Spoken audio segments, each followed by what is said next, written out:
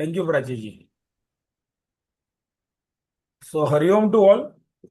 जैसे अभी थोड़ी देर पहले प्राची जी ने कहा और मैं भी देख रहा हूँ काफी फर्स्ट टाइमर्स हैं यहाँ पर, काफी पहली बार डिवाइन ग्रेस के प्लेटफॉर्म पे जुड़े हैं। सो आप सभी का स्वागत है डिवाइन ग्रेस के प्लेटफॉर्म पे।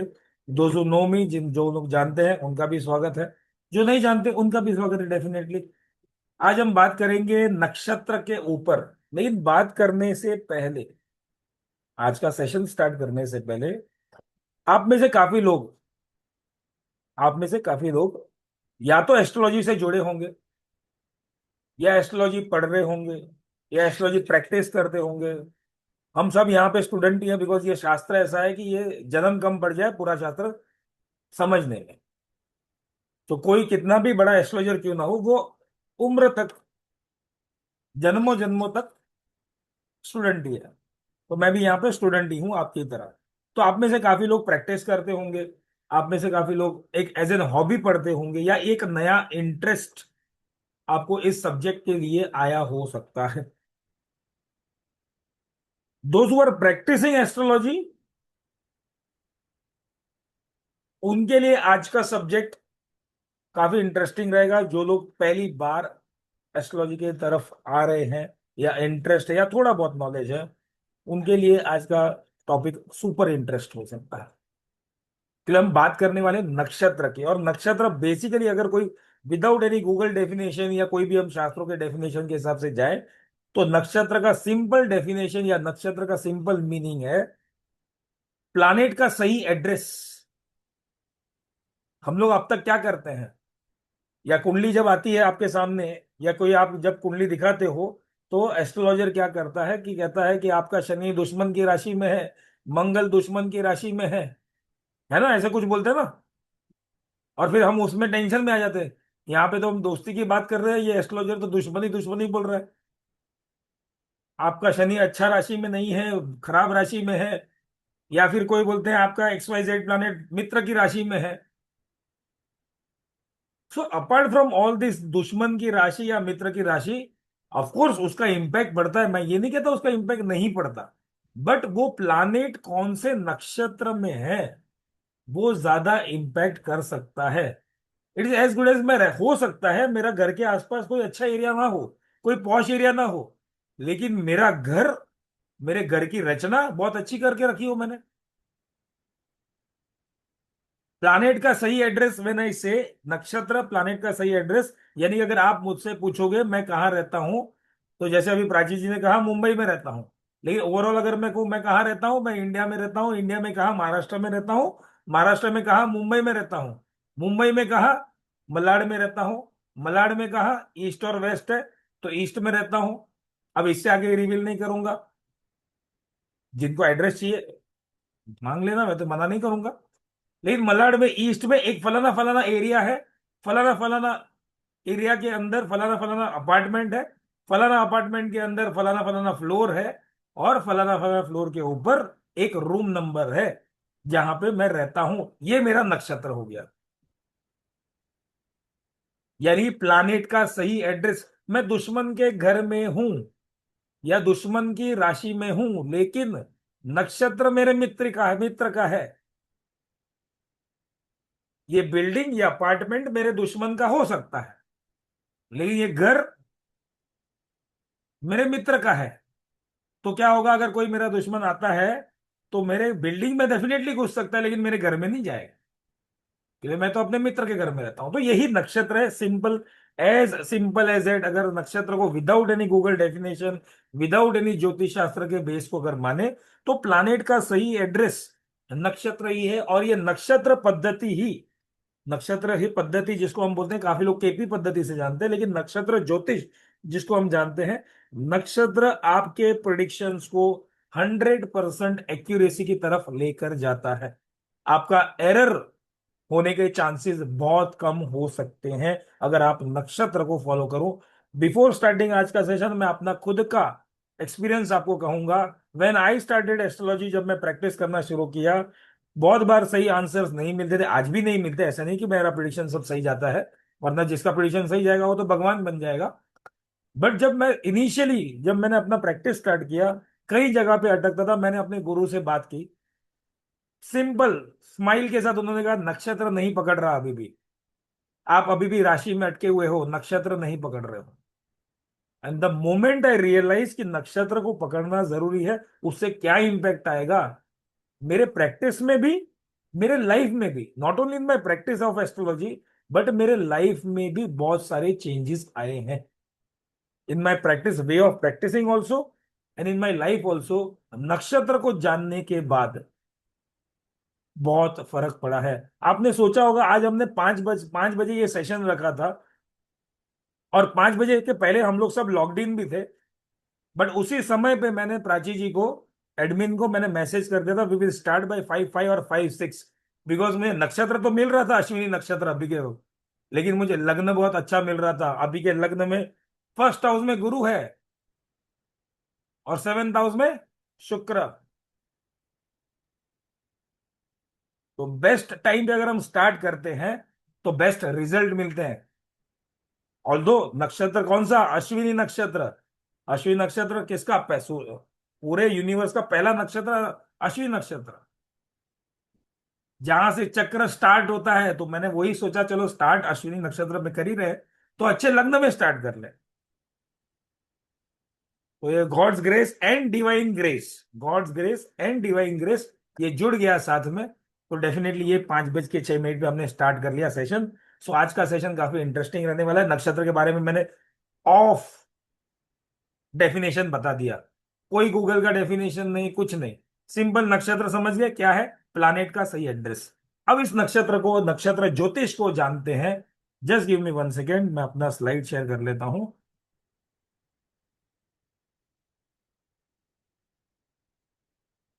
थोड़ी देर पहले एक टैगलाइन था, जीवन के रहस्य को जानो। यस, अगर आपको एक प्लानेट के रहस्य को, जातक के जीवन पे कितना इंपैक्ट करता है, नो डाउट हाउसेस और साइंस डेफिनेटली हेल्प करेंगे, लेकिन जब तक नक्षत्र पे नहीं जाएंगे हम आधे अधूरे प्रिडिक्शन पे रह जाएंगे।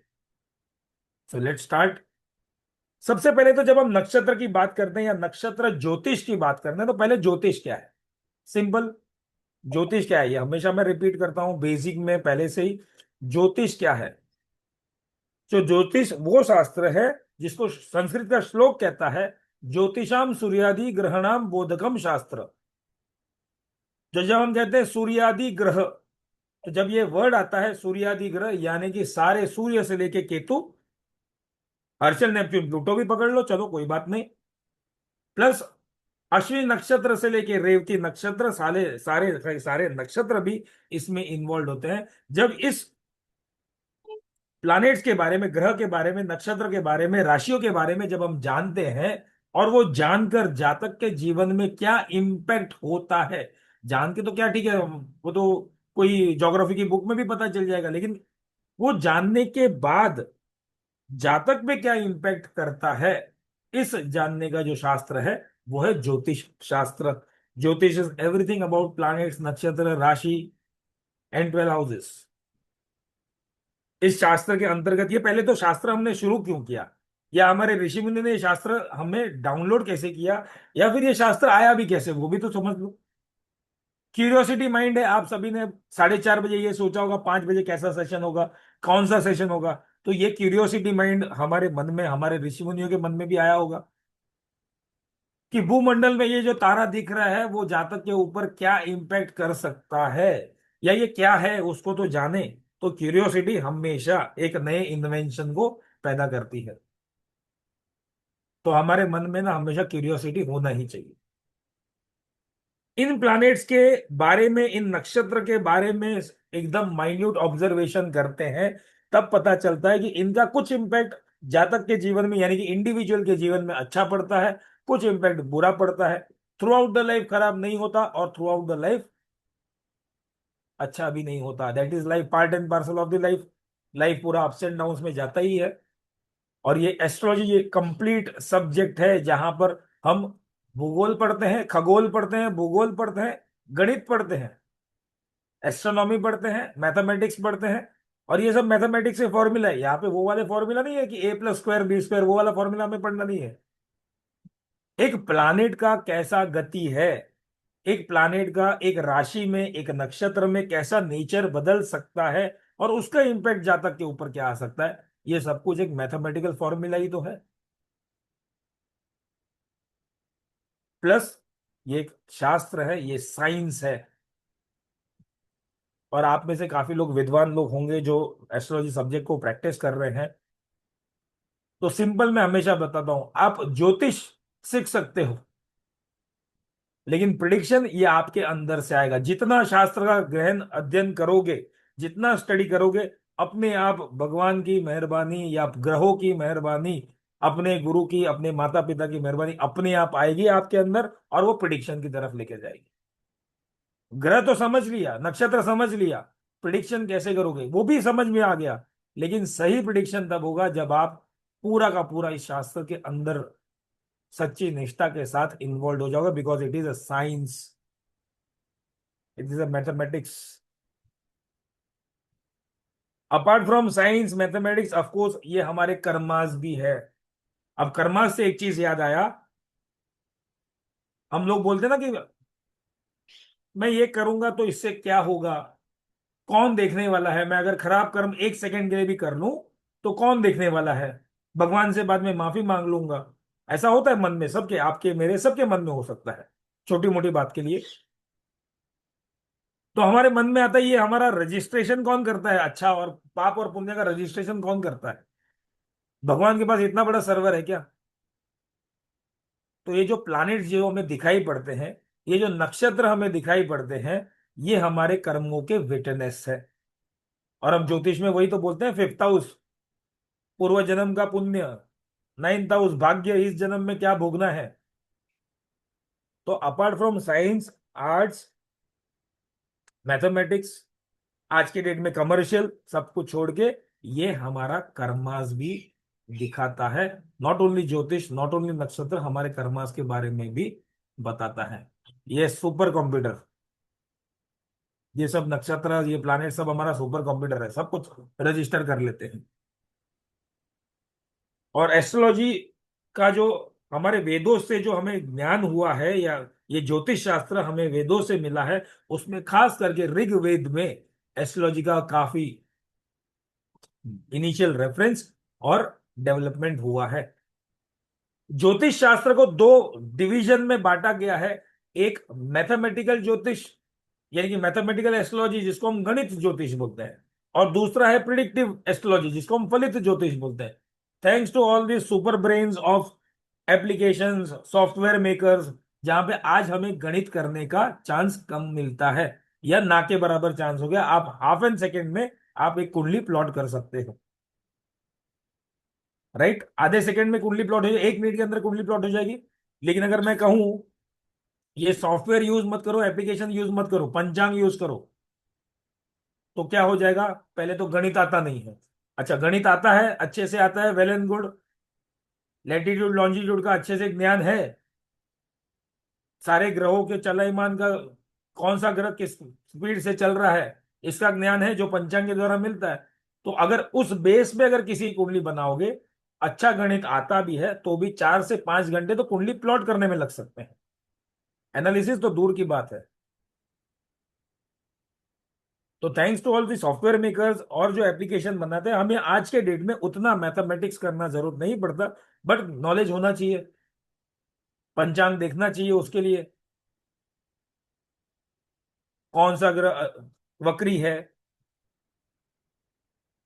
कंबस्ट है, अस्त का है, कब उदय होगा, कब ट्रांजिट चेंज करेगा, कौन सा ग्रह राशि चेंज करेगा, राशि चेंज करेगा तो नक्षत्र भी चेंज करेगा। तो ये सब थोड़ा बहुत मैथमेटिक्स या फिर पंचांग देखने से आ सकता है। सेकेंड पार्ट ऑफ ज्योतिष जो हमें डेवलप अपने आप में करना है, मेरे में, आप में, सभी में, और वो है फलित ज्योतिष। ये सारा मैथमेटिकल फॉर्मूलाज या फिर जो भी हम इसमें पढ़ते हैं, या जो भी हम समझते हैं, उसका इंपैक्ट जातक के ऊपर कब होगा, कैसा होगा, कितना होगा, ये जानने का जो शास्त्र है उसको फलित ज्योतिष में डाला हुआ।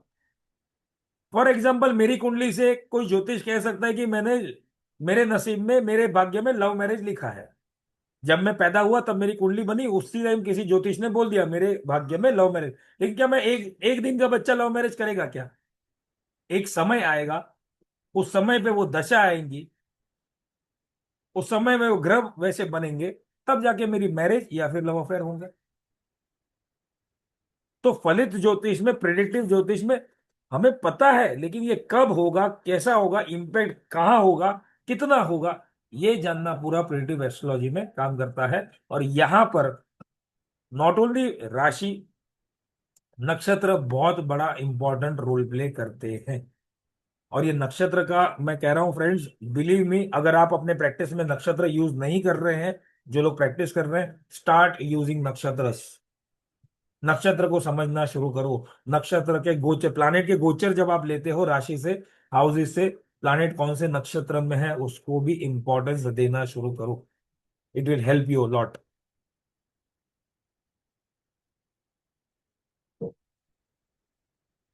बात करते हैं नक्षत्र की। नक्षत्र की अगर हम इसको एक ही वर्ड को स्प्लिट कर दे, नक्षत्र एक वर्ड को स्प्लिट कर दे, तो दो वर्ड बनते हैं नक्शा।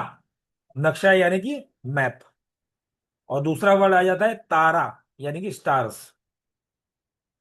ये स्टार्स कुछ मैप के शेप में या कुछ हमें संकेत देते हैं, जिसको हम नक्षत्र भी बोलते हैं। संस्कृत में अगर इसको दूसरे एंगल से अगर हम देखें, तो नक्षत्र को जो डिफाइन डेफिनेशन संस्कृत में किया गया है, न शर्बती इति नक्षत्र, यानी कि वो तारा जो कभी फेड नहीं होता, वो तारा जो कभी उसकी रोशनी कम नहीं होती, वो तारा जो कभी गिरता नहीं है, टूटता नहीं है, बस चमकते रहता है भूमंडल में, उसको हम नक्षत्र कहते हैं। और ऐसे हमारे अगर नक्षत्र में अगर हम देखें, तो टोटल 27 नक्षत्र हैं। यस, आप में से कुछ बोल सकते हैं सर 28वां एक अभिजीत नक्षत्र है, बट अभिजीत नक्षत्र दो नक्षत्र के बीच में, इन 27 में से दो नक्षत्र के बीच में आता है, जो हम मुहूर्त में, रेदर देन इंडिविजुअल प्रिडिक्शन में, हम मुहूर्त में ज्यादा यूज करते हैं। अभिजीत मुहूर्त अलग है, अभिजीत नक्षत्र अलग है। अभिजीत मुहूर्त रोज हो सकता है, अभिजीत नक्षत्र रोज नहीं हो सकता। काफी लोग कंफ्यूज हो जाते हैं अभिजीत मुहूर्त और अभिजीत नक्षत्र में। दूसरा, नक्षत्र की जब हम बात करते हैं, तो नक्षत्र से, नक्षत्र पद्धति से अगर आप अपने एस्ट्रोलॉजी की प्रैक्टिस करते हो, तो ये नक्षत्र के यूटिलाइजेशन से ये प्रूव हुआ है बारंबार कि जो आप प्रिडिक्ट करते हो काफी एक्यूरेसी से प्रिडिक्ट होता है। केपी एस्ट्रोलॉजी इसका एक केवल एग्जाम्पल है।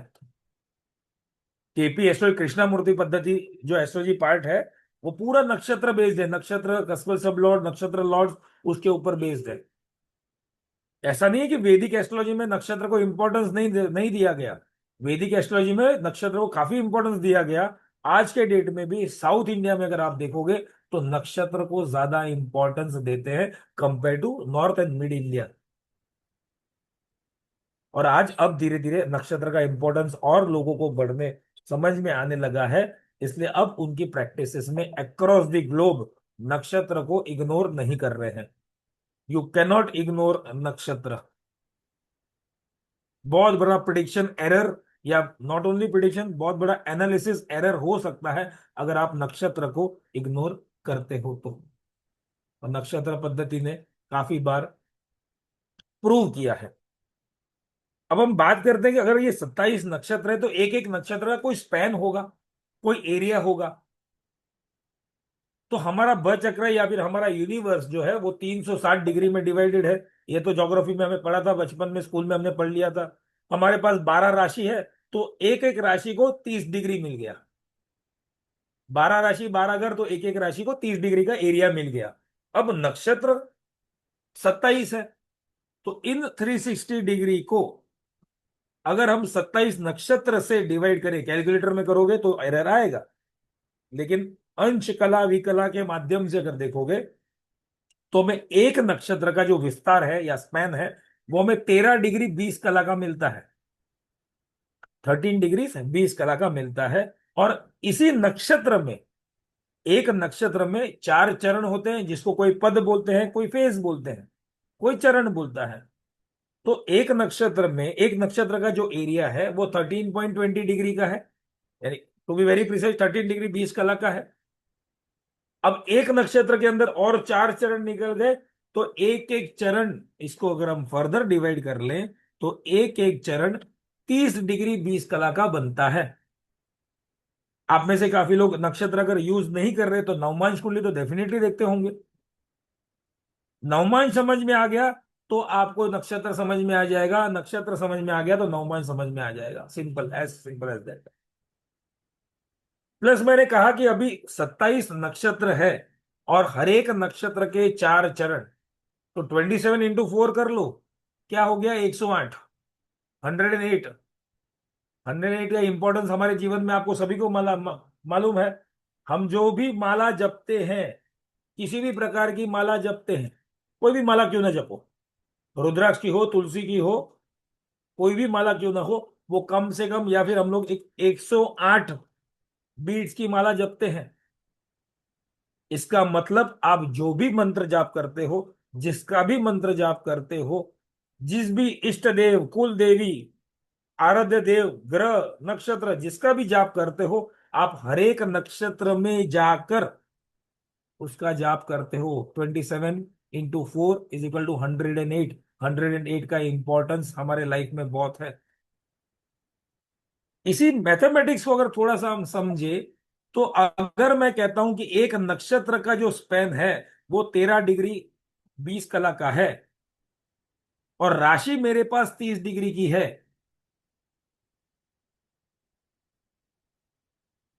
तो मेरे पास एक राशि में नक्षत्र कितना होगा? तो अगर मैं इसको ऐसे देखूं तो 13.20 में एक नक्षत्र आ गया, 13.20 में दो नक्षत्र आ गया, दूसरा नक्षत्र आ गया। अभी भी मेरे पास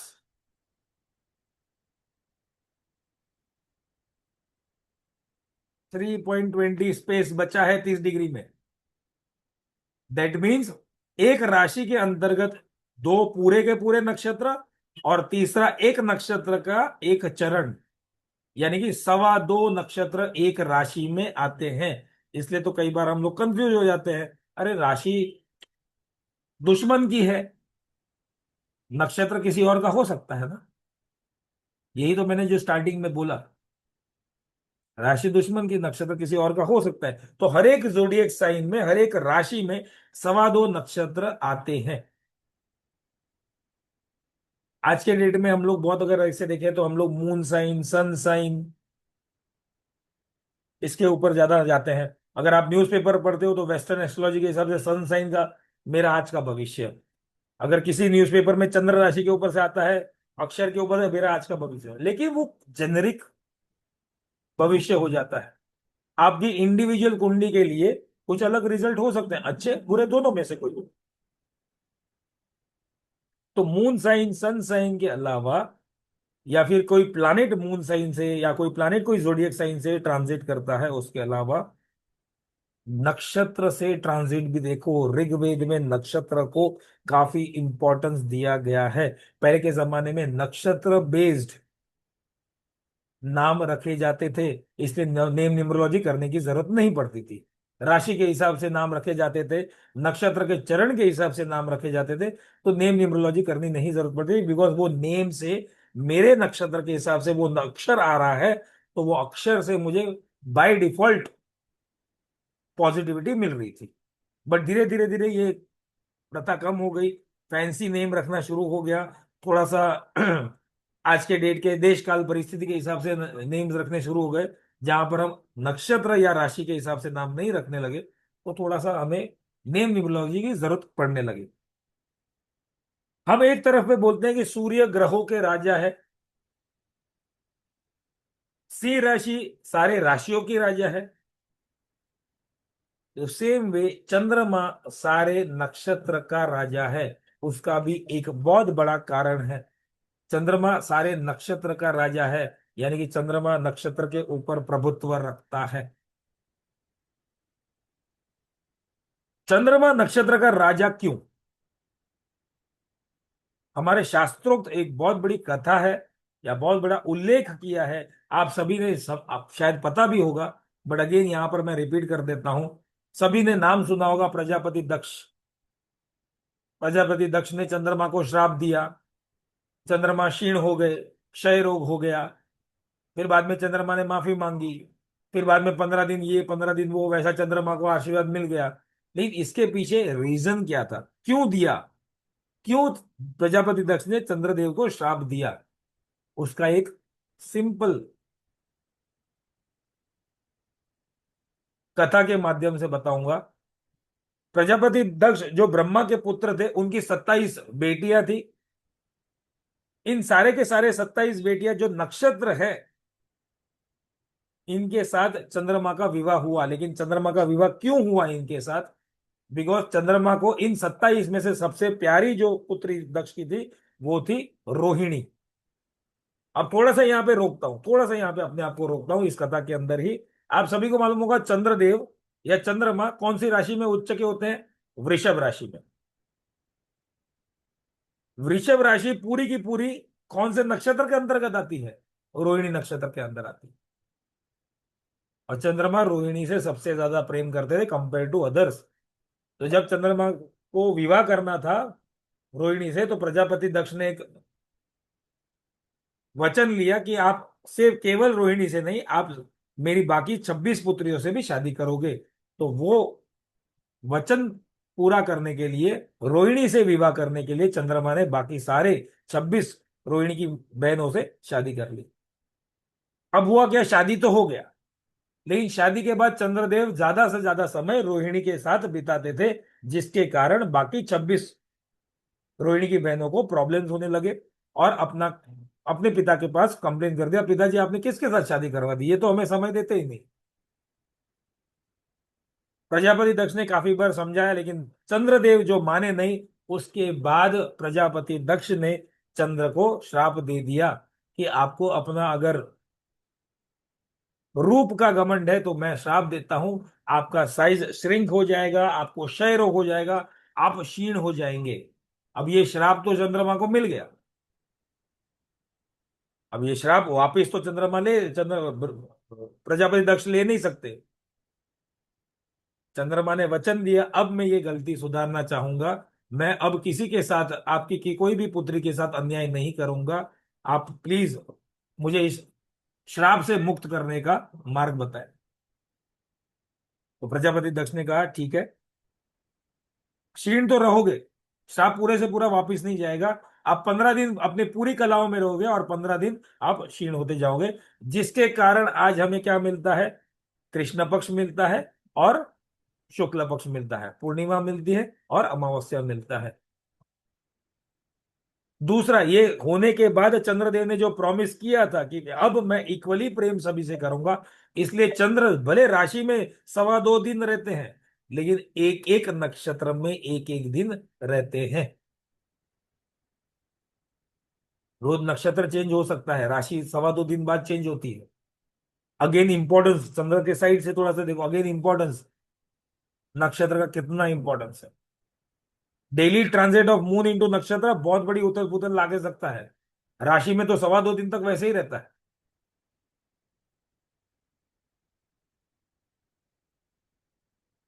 नक्षत्र के बारे में समझ लिया, नक्षत्र का थोड़ा बहुत डिटेल समझ लिया, ये कथा के माध्यम से समझ लिया।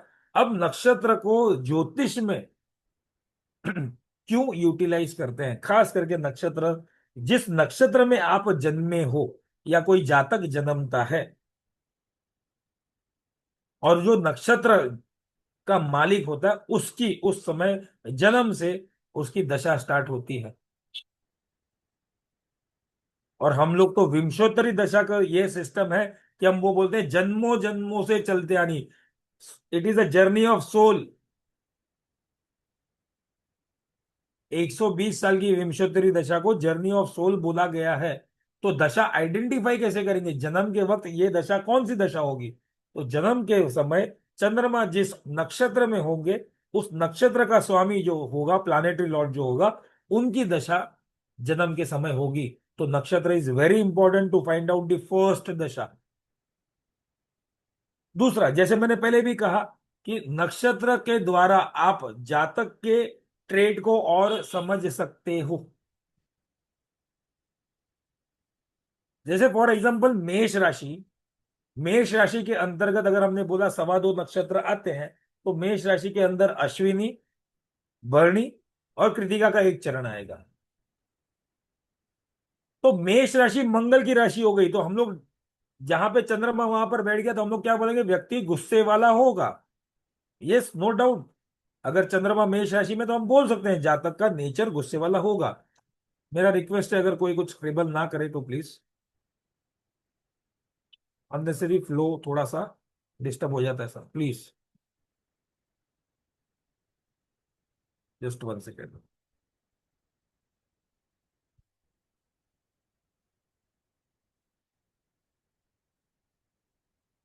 हाँ,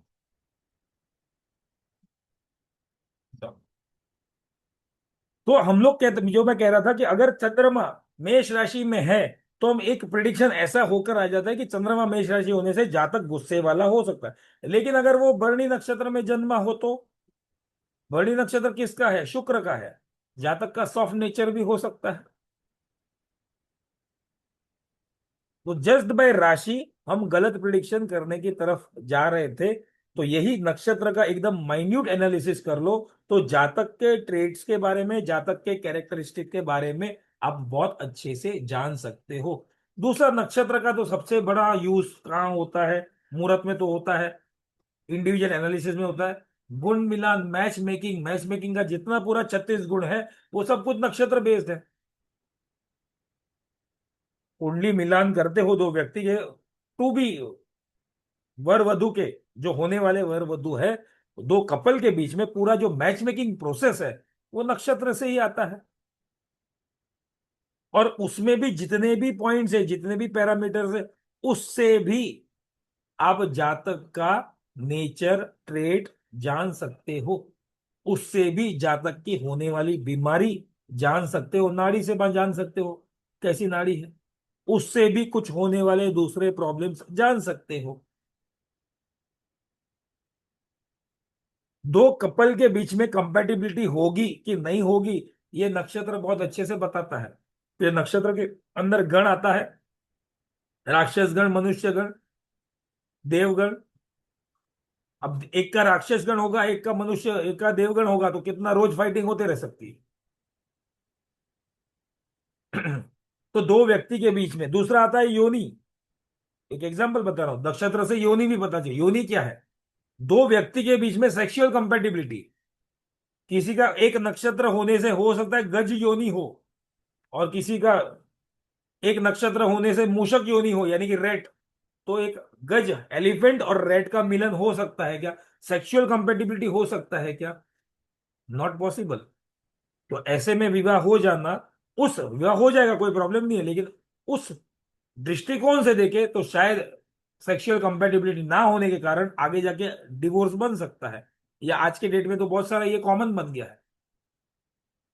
सो नक्षत्र का ये, या फिर मैच मेकिंग का जो पूरा प्रोसेस है, वो नक्षत्र काफी हेल्प करता है।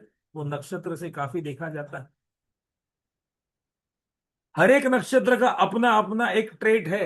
हर एक नक्षत्र के अपने अपने देवता है। जैसे आज है, अभी अश्विनी नक्षत्र है। अश्विनी नक्षत्र के देवता कौन हो गए? अश्विनी कुमार। भगवान के फिजिशियंस, पहले डॉक्टर्स, पहले inventors of medicine, Ashwini Kumar. तो हो सकता है जो जातक, सॉरी, जो जातक अश्विनी नक्षत्र में जन्मा हो, वो डॉक्टर बन सकता है, विद्वान बन सकता है, वेटरनरी डॉक्टर बन सकता है, अच्छे से अच्छा घुड़सवार हो सकता है। अश्व है ना, घुड़सवार हो सकता है।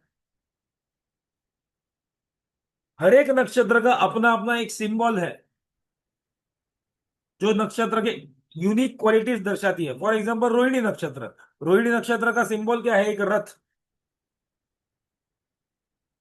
अब इसमें समझने की बात यह है, अगर रथ अगर सिर्फ खड़ा है, तो वो रथ का उतना वैल्यू नहीं समझ में आता। लेकिन अगर रथ वो चलयमान है, जो उसकी असली क्वालिटी है, रथ को सिर्फ पार्क नहीं करना है। मैंने गाड़ी ले ली बीएमडब्ल्यू, अब उसको सिर्फ पार्क करके मेरा कुछ नहीं होने वाला। मैं रास्ते में जाऊंगा बीएमडब्ल्यू लेके, तब लोग मुझे देखेंगे, अरे इसके पास तो बीएमडब्ल्यू है। It represents movement and progress. हर एक नक्षत्र का अपना अपना यूनिक क्वालिटी है, जो जातक के पर्सनैलिटी, बिहेवियर के ऊपर इंपैक्ट करता है। फॉर एग्जाम्पल, यहाँ पे मैंने मृगशिरा नक्षत्र लिया है। मृगशिरा नक्षत्र वाले जातक का, या मृगशिरा नक्षत्र जो है, वो अपने आप में काफी क्यूरियस है, मंगल का नक्षत्र है, एडवेंचरस है। तो जो जातक मृगशिरा नक्षत्र में जन्मे होंगे, हो सकता है वो स्पोर्टिंग एक्टिविटीज में ज्यादा इन्वॉल्व हो, उनका हॉबी वैसा हो। क्रिएटिव पर्सनैलिटी बन सके। तो ऐसे कुछ नक्षत्र या हर एक नक्षत्र के अपने अपने कैरेक्टर्स हैं, अपनी अपनी एनर्जी है, अपना अपना एक सिंबल है, जो कुछ ना कुछ दर्शाते हैं, जो जातक में आएंगे, नॉट ओनली बाय साइंस, जातक में आएंगे। प्लस नक्षत्र में कौन सा प्लैनेट है, कैसा प्लैनेट है, इसका भी रिवैल्यूएशन होता है। अपार्ट फ्रॉम इंडिविजुअल लेवल पे, मैंने कहा नक्षत्र को मुहूर्त में भी यूज करते हैं। अच्छा नक्षत्र, अच्छे मुहूर्त। पहले तो मुहूर्त क्या होता है? मुहूर्त वो एक्टिविटी होती है या वो इवेंट होता है जहां पे अच्छे समय पे कुछ अच्छा कार्य शुरू कर दूं, जिससे मुझे लंबे समय तक रिजल्ट मिले और उस कार्य में कोई भी विघ्न ना आए, ये मुहूर्त, सिंपल डेफिनेशन। तो मुहूर्त का वन ऑफ द पार्ट है नक्षत्र। शादी करनी है, नक्षत्र देखना बहुत इंपॉर्टेंट है। अच्छे से अच्छा मुहूर्त भले क्यों ना हो, लेकिन अगर वर और वधु का दोनों का ही कोई एक नक्षत्र उस दिन पड़ता हो, शादी के लिए नॉट अलाउड। आपको नक्षत्र शुद्धि करनी होगी वहां पर। नक्षत्र बाकी मुहूर्त कितना भी अच्छा मिला हो, लेकिन अगर कोई ऐसा नक्षत्र है जो वर का है या वधु का है, तो उस दिन शादी नहीं हो सकता, या ऑस्पिशियस, या इवन मेरा अगर जो जन्म का नक्षत्र है, तो उस नक्षत्र जब भी वो नक्षत्र आएगा, ऑस्पिशियस काम मत करो। गृह प्रवेश अच्छे नक्षत्र में होता है। नया बिजनेस स्टार्ट करना है, अच्छे नक्षत्र द्वारा आप स्टार्ट कर सकते हो। कुछ नक्षत्र कुछ कार्यों के लिए फेवरेबल है, कुछ नक्षत्र कुछ कार्यों के लिए फेवरेबल नहीं है। मुझे शादी करनी है, गृह प्रवेश करना है, नया बिजनेस स्टार्ट करना है, XYZ नक्षत्र। लेकिन अगर मुझे किसी पे मुकदमा दाखिल करना है, आज किसी के साथ झगड़ा करना है, भले वाइफ के साथ झगड़ा करना है, मैं नक्षत्र को यूटिलाइज कर सकता हूं, ताकि आज मुझे वाइफ के साथ झगड़ा करने में मेरे को बल मिल जाए। बट आप सभी से रिक्वेस्ट है, ये यूटिलाइज पर्सनल लेवल पे मत करना, अदरवाइज आपके जो भी स्पाउस है वो आके मुझे मारेंगे। बट देर आर नक्षत्र कि आप नक्षत्र को अपने हिसाब से यूटिलाइज कर सकते हो, नक्षत्र की क्वालिटी समझ के आप यूटिलाइज कर सकते हो। नक्षत्र को भी जैसे राशि है ना तीन स्वभाव की, वैसे नक्षत्र के भी तीन स्वभाव है। स्थिर स्वभाव यानी कि फिक्स नेचर, यानी कि ऐसे नक्षत्र में कोई काम कार्य शुरू कर दिए तो वो हमें स्टेबिलिटी दे सकता है। चलयमान चर नक्षत्र मूवेबल, ऐसे नक्षत्र में स्टार्ट कर कोई काम करो तो फ्लेक्सिबिलिटी दे सकता है, कार्य के साथ साथ रिजल्ट दे सकता है। और डुअल नेचर, दोनों के गुण अपनाने वाला नक्षत्र। तो जैसे राशि का तीन स्वभाव है, वैसे नक्षत्र के भी तीन स्वभाव है, वो भी इंपॉर्टेंट मैटर करते हैं।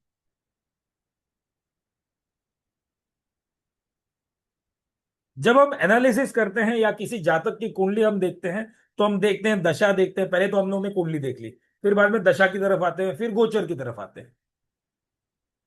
राइट, यहां तक तो सभी को जो जो ज्योतिष जानते हैं थोड़ा बहुत उनको पता है। बट क्या आप गोचर में भी नक्षत्र देखते हो? जन्म के नक्षत्र तो देखा, गोचर के भी नक्षत्र को देखो। हर एक प्लैनेट के देखो, नॉट ओनली चंद्रमा, यहाँ पे मैंने मून लिखा है, बट नॉट ओनली चंद्रमा, हर एक प्लैनेट के रोज के गोचर देखो।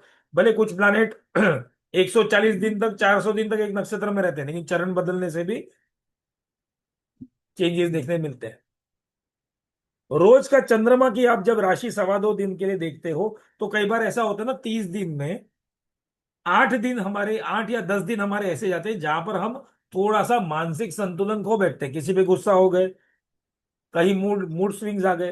तो ये क्या है? ये चंद्रमा का मूवमेंट है इनटू दी राशि या इनटू दी नक्षत्र। ये चंद्रमा का मूवमेंट नक्षत्र पे एक जातक के एनर्जी, जील के बारे में बहुत बताता है, इंपॉर्टेंट मैटर कर जाता है। देखो नक्षत्र जब आप पढ़ते हो तो नक्षत्र के अंतर्गत बहुत सारे चक्र आते हैं। आज हम एक एक चक्र की बात करेंगे, नवतारा चक्र। लेकिन नक्षत्र एनालिसिस ना बहुत सारे चक्रों से होता है। सर्वतोभद्र चक्र सबको मालूम होगा, ये सब कुछ नक्षत्र बेस्ड है। कोट चक्र सबको मालूम, सुना होगा नाम, नक्षत्र बेस्ड है। संक्रांति चक्र, हर एक संक्रांति यानी कि क्या, सूर्य जब राशि बदलते हैं उसको संक्रांति बोलते हैं, तो उस समय का चक्र निकाल लो, संक्रांति चक्र। फिर बाद में प्लैनेट्स के जो ट्रांजिट है ना, हर एक नक्षत्र के, उसके इंपैक्ट मुझे कैसे मिलेंगे, तो एक जेनेरिक चक्र है, सूर्य कलनल चक्र। वो भले नाम सूर्य का दिया है, लेकिन आप दूसरे प्लैनेट्स के ट्रांजिट के साथ भी उसको मैच कर सकते हो। बाद में चंद्र कलानल चक्र। ये सारे चक्र ना एक पैटर्न बताते हैं, एक चीज बताते हैं, जातक के जीवन में कुछ घटना घट सकती है, या फिर आने वाला समय कैसा अच्छा होगा या बुरा होगा, ये चक्रों से जान सकते हो। नक्षत्र से तो आप ये भी जान सकते हो कि अगर मुझे अभी ये नक्षत्र में बीमारी हुई, भगवान न करे किसी को हो, मुझे बीमारी हुई, तो कितने दिन तक मैं रिकवरी में जाऊंगा या नहीं जाऊंगा। It is part of all दो नक्षत्र। कोई वस्तु या कोई व्यक्ति मिसिंग है, तो मुझे अगर वो वस्तु कब खोई या व्यक्ति कब मिसिंग हो गया, उसका नक्षत्र ज्ञात हो गया, तो मैं नक्षत्र से बता सकता हूं वो वस्तु मिलेगी, नहीं मिलेगी, या उसके बारे में इंफॉर्मेशन मिलेगा, वस्तु या व्यक्ति, या किस स्थिति में मिलेगी, कब मिलेगी, कौन सी दिशा में चली गई है। ये भी मेरा एक पर्सनल एक्सपीरियंस है, मैंने प्रीवियस क्लासेस में शेयर किया है। अभी समय मिले तो शेयर करूंगा, लेकिन अभी समय की थोड़ी सी सीमा है। हम लोग पहले कंटेंट की बात करें। अलग अलग नक्षत्र का अपना अपना प्रेडिक्शन करने का टेक्निक है, और लेकिन हर एक नक्षत्र आपको रिजल्ट डेफिनेटली देते हैं। यहां तक कि आप आज का दिन थोड़ा अंदाजा लगा सकते हो कि आज का दिन मेरा कैसा जाएगा, ये भी एक नक्षत्र के नवतारा चक्र से आप समझ सकते हो। यहाँ पे जो मैं चक्र की बात कर रहा था, यहाँ पे अलग अलग चक्र जो नक्षत्र बेस्ड हैं या नक्षत्र ज्योतिष में पढ़ते हैं, ये वो चक्र। यहाँ पे नवतारा चक्र है, ये सूर्य कलानल चक्र है, ये चंद्र कलानल चक्र है, ये संक्रांति चक्र है। इसमें आप अगर सही तरीके से प्लेसमेंट्स कर दो नक्षत्रों के आपके जन्म के हिसाब से, तो आपको नक्षत्र के ट्रांजिट जब आएंगे, तब आपको समझ में आ जाएगा कि जातक के साथ या इवन मेरे साथ कैसी घटना या अच्छा होने वाला है या बुरा होने वाला है। अच्छा होने वाला है तो मैं उसके लिए प्रयास और जोर से लगाऊंगा, बुरा होने वाला है तो I will try to do some remedy. जो बुरा तो होकर रहेगा, लेकिन रेमेडी के द्वारा इम्पैक्ट को थोड़ा सा कम कर सकते हैं, या फिर हो सकता है अगर ऊपर वाले की कृपा रही तो शायद बुरा भी ना हो, वो बुरा समय अपने आप टल जाए, या उस बुरा वक्त को फेस करने की शक्ति मिल जाए, इसलिए हमें लगे नहीं बुरा हुआ। So all this techniques will be definitely helpful, जो चक्रों से या फिर खास करके हम लोग नक्षत्र से ये सारे चक्र देखते हैं। यहाँ पे साउथ इंडियन चार्ट है। नक्षत्र के जैसे मैंने बोला, एक राशि के अंदर सवा दो नक्षत्र होते हैं, तो इसको थोड़ा सा समझो। ये मेष राशि है। मेष राशि के अंदर अश्विनी नक्षत्र के चारों चरण, भरणी नक्षत्र के चारों चरण और कृतिका का एक। तो फिर मेष के बाद जो आती है टॉरस, टॉरस में कृतिका का दो तीन चार, पूरा का पूरा रोहिणी, दो मृगशिरा। मुझे एक राशि में कम से कम 9 चरण मिलेंगे। यही तो 9 चरण, 9 नवमांश, यही तो है बॉस। आप कैसे भी काउंट कर लो, मुझे एक राशि में 9 चरण मिलेंगे। जब मैं कहता हूं 9 चरण मिलेंगे, तो 9 चरण कैसे मिलेंगे? एक नक्षत्र का चार, दूसरे नक्षत्र का चार, और तीसरे नक्षत्र का एक, गिव्स मी 9 बराबर।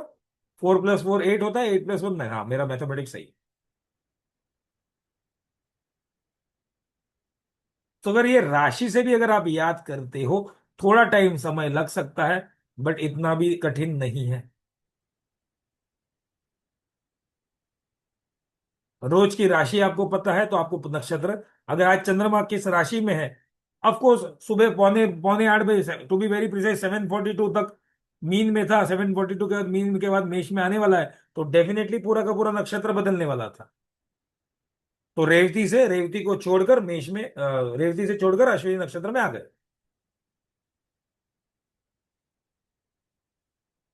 नक्षत्र याद रहेगा, बहुत कुछ अच्छे प्रिडिक्शंस कर पाओगे।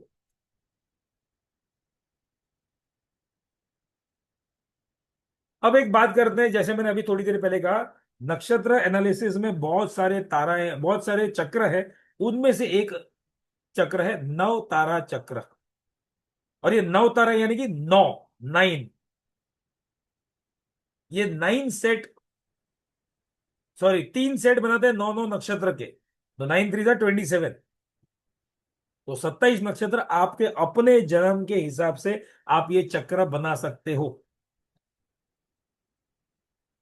ये नवतारा चक्र जो है ना, ये मेथड जो है ना, ये आपको एक अंदाजा देता है कि आज का दिन मेरा कैसे जाएगा, कोई दशा चल रही है और वो प्लानेट कौन सी तारा में बैठा है, ये नवतारा चक्र में, तो वो प्लानेट की दशा कैसे जाएगी, अंतर दशा कैसे जाएगी, प्रत्यंतर दशा कैसे जाएगी, सूक्ष्म दशा कैसे जाएगी, प्राण दशा कैसे जाएगी, ये एनालिसिस आप कर सकते हो। Just on the based of आपको पता चल जाए मेरे जन्म का प्लानेट कौन से नक्षत्र में है और वो नक्षत्र मेरे नवतारा चक्र में कहां पर आता है।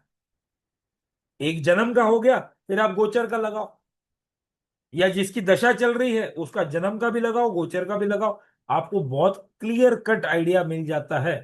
राशि भी देखने की जरूरत नहीं पड़ जाएगी, आपको क्लियर कट आइडिया मिल जाता है कि ये आने वाली दशा या चल रही दशा वो कितना मुझे नुकसान या फायदा पहुंचाने वाली है। तो ऐसी टोटल 9 तारा है। एक तारा में 3 3 नक्षत्र आएंगे। तो पहली आती है जन्म तारा, दूसरी संपत तारा, तीसरी विपत तारा, चौथी शेम तारा, पांचवी प्रत्यरी तारा, छठवीं साधक तारा, सातवीं वध या फिर नैदान कुछ बोलते हैं कुछ बुक्स में, या फिर कहीं पे आपको पढ़ोगे तो वहां पे नैदान नाम से आएगा, नैदान तारा, आठवीं मित्र, और नौवीं अति मित्र या अधिमित्र। तो 9 ताराज इंटू 3 3 3, 3 के सेट बन जाएंगे, तो 27 नक्षत्र आपके बन जाएंगे। अब ये तारा तो मैंने बता दी, अब इसका मीनिंग क्या होता है। जन्म तारा वो होता है जो आप जिस नक्षत्र में आप जन्मे हो, तो जब भी आपका नक्षत्र या ये इस कैटेगरी में जब ये नक्षत्र आएगा उस दिन आप न्यूट्रल रिजल्ट्स मिलेंगे आपको, या तो खराब रिजल्ट मिलेंगे। मेरा जैसे मैंने बोला, अगर मेरा नक्षत्र अगर आज रोहिणी नक्षत्र है, अगर आज रोहिणी नक्षत्र होगा तो I can not do, usually I should avoid any sort of auspicious काम, अच्छे काम नहीं। धार्मिक काम करो, मांगलिक काम मत करो। जन्म तारा इनऑस्पिशियस मानी गई है, लाइफ के डेंजर के लिए हो सकती है, किसी भी काम का प्री मैच्योर एंड हो सकता है, या मेरा भी हो सकता है। माइंड के लिए थोड़ा सा, चंद्र वहीं से तो घूम रहा है ना, माइंड के लिए थोड़ा सा डिस्टर्बिंग हो सकता है। संपत्ति तारा पैसों की लेन देन कर लो, वेल्थ एंड प्रॉस्पेरिटी। जन्म से दूसरी तारा जो आती है वो संपत्ति तारा की कैटेगरी में आती है। तो आज के दिन पैसे की लेन देन करो, किसी को पैसा दिया है पैसा नहीं दे रहा, उस दिन फोन कर लो, हो सकता है शायद पैसा थोड़ा बहुत तो मिल जाए या बात पॉजिटिवली हो जाए।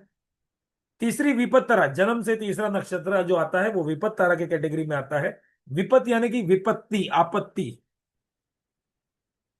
मिसफॉर्चून लेकर आ सकता है, या ऑब्स्टेकल्स लेकर आ सकता है, या फिर खतरा भी हो सकता है किसी प्रकार का। जन्म से चौथी तारा होती है शेम तारा। ये मस्तिष्क को शांत देने वाली तारा, या ये जिस दिन ये नक्षत्र आएंगे आपके जन्म के हिसाब से, उस दिन आपको पीसफुल महसूस होगा। आप कोई भी प्रकार के अच्छे कार्य, अच्छे कर्म आप डेफिनेटली कर सकते हो, अगर कोई दूसरा मुहूर्त नहीं मिल रहा तो। फिर आती है प्रत्यरी तारा, जन्म से जो पांचवा नक्षत्र आता है, जन्म से पांचवा नक्षत्र, वो तारा आती है प्रत्यरी तारा कैटेगरी के अंदर। प्रत्यरी तारा यानी कि इनमें जो नक्षत्र होंगे, जिस दिन ये नक्षत्र आएंगे उस दिन मुझे कोई ना कोई ऑब्स्टेकल्स आएंगे, मुझे जल्दी पहुंचना था मैं देर से पहुंचूंगा, ऑब्स्टेकल्स आएंगे, फेलियर्स हो सकते हैं, मूड स्विंग्स हो सकते हैं, सेटबैक्स मिल सकते हैं, but it could be somewhat of temporary phase. जन्म से छठी तारा जो आती है वो है साधक तारा, जिसको साधना भी बोलते हैं, साधक का दूसरा मीनिंग साधना होता है। तो अगर मैं इसको यूटिलाइज करूं नए काम में, एस्ट्रोलॉजी की पढ़ाई एक साधना ही है। आप जब आप किसी कुंडली चेक करते हो वो भी एक साधना है। आप किसी भी प्रकार की सिद्धि अटेन करने चाहते हो फॉर्मल डिग्री के माध्यम से, कोई नया पढ़ाई शुरू करना है, करो साधक तारा में। ये सक्सेस लेकर आता है लाइफ में, पावर पोजीशन दे सकता है, सोशल स्टेटस दे सकता है। जन्म से सातवीं तारा डेंजरस तारा, सबसे डेंजरस है। तो जन्म से सातवीं तारा के कैटेगरी में जो नक्षत्र आते हैं उसको कहते हैं वध या फिर नैदान तारा। वध यानी कि क्या, डेथ। वध तारा के अंतर्गत जो नक्षत्र आते हैं उसमें अगर कोई मेलेफिक प्लैनेट अगर है आपका जन्म का या गोचर का, और उसका संबंध किसी जातक के 8th हाउस के साथ बना ले, 12th हाउस के साथ बना ले, या 4th हाउस के साथ बना ले, जातक का हो सकता है मृत्यु या फिर मृत्यु तुल्य कष्ट आ जाए। आप यहां तक का भी प्रिडिक्शन कर सकते हो।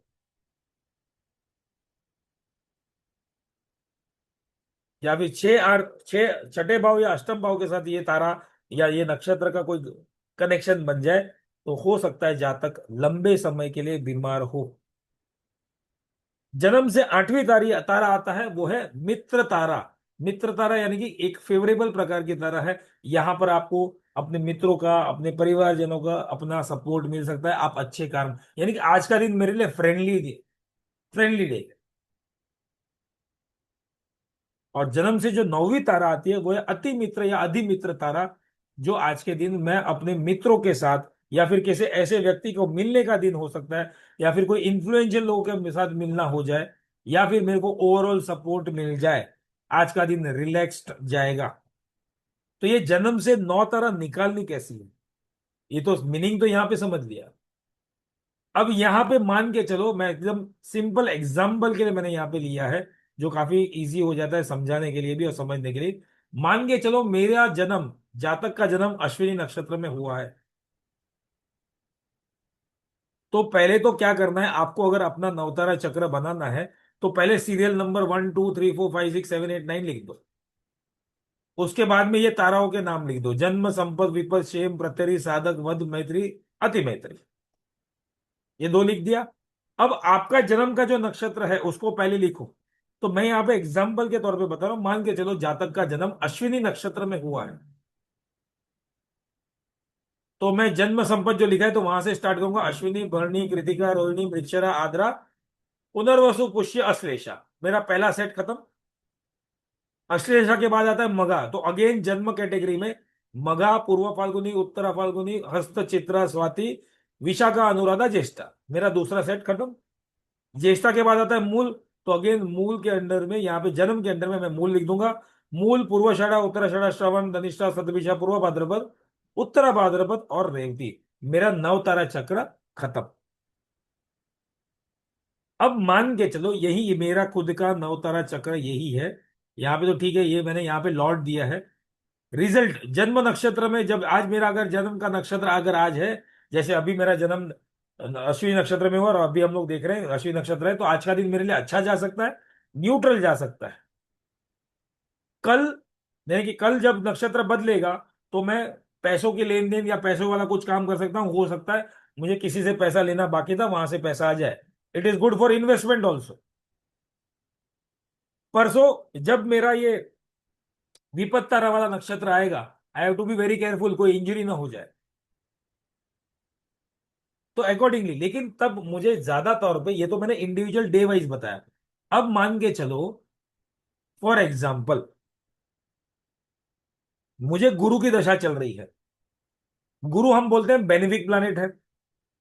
यूजुअली गुरु की दशा अच्छी जाती है, गुरु की जो दशा है उसमें यूजुअली 50-50 रिजल्ट भी मिलते हैं या फिर अच्छे रिजल्ट भी मिलते हैं। लेकिन अगर मेरा जन्म का गुरु बृहस्पति उत्तराषाढ़ा नक्षत्र में है, ये छोड़ो, चलो उत्तराषाढ़ नहीं, यहां भी लेते कृतिका नक्षत्र में। तो अगर कृतिका नक्षत्र के पहले चरण में है तो मैं ये कहता हूं कि ये तो मित्र की राशि में है। कृतिका नक्षत्र का पहला चरण कहां पर है, मेष राशि में। तो मैंने प्रिडिक्शन क्या कर लिया, मेरा जन्म जिसकी दशा चल रही है वो गुरु है, और गुरु मित्र की राशि में, तो एक प्रिडिक्शन हो गया, मित्र की राशि में तो गुरु का पोजीशन अच्छा है, तो अच्छा हो सकता है। लेकिन मेरे लिए ये जो तारा है वो कौन सी है, विपत वाली है। दैट मीन्स गुरु की दशा में जब भी गुरु की अंतरदशा, प्रत्यंत दशा, प्राण दशा, सूक्ष्म दशा आएंगी, मुझे ये प्रॉब्लम्स आएंगे, ऑब्स्टेकल्स आएंगे, मेरे करण अर्जुन आएंगे, वैसे मेरे प्रॉब्लम्स आएंगे, मुझे विपत्ति आएंगी। इसलिए बचने के लिए क्या कर सकता हूं मैं, कृतिका नक्षत्र का जो रेमेडी है वो भी कर सकता हूँ, गुरु की रेमेडी भी कर सकता हूँ।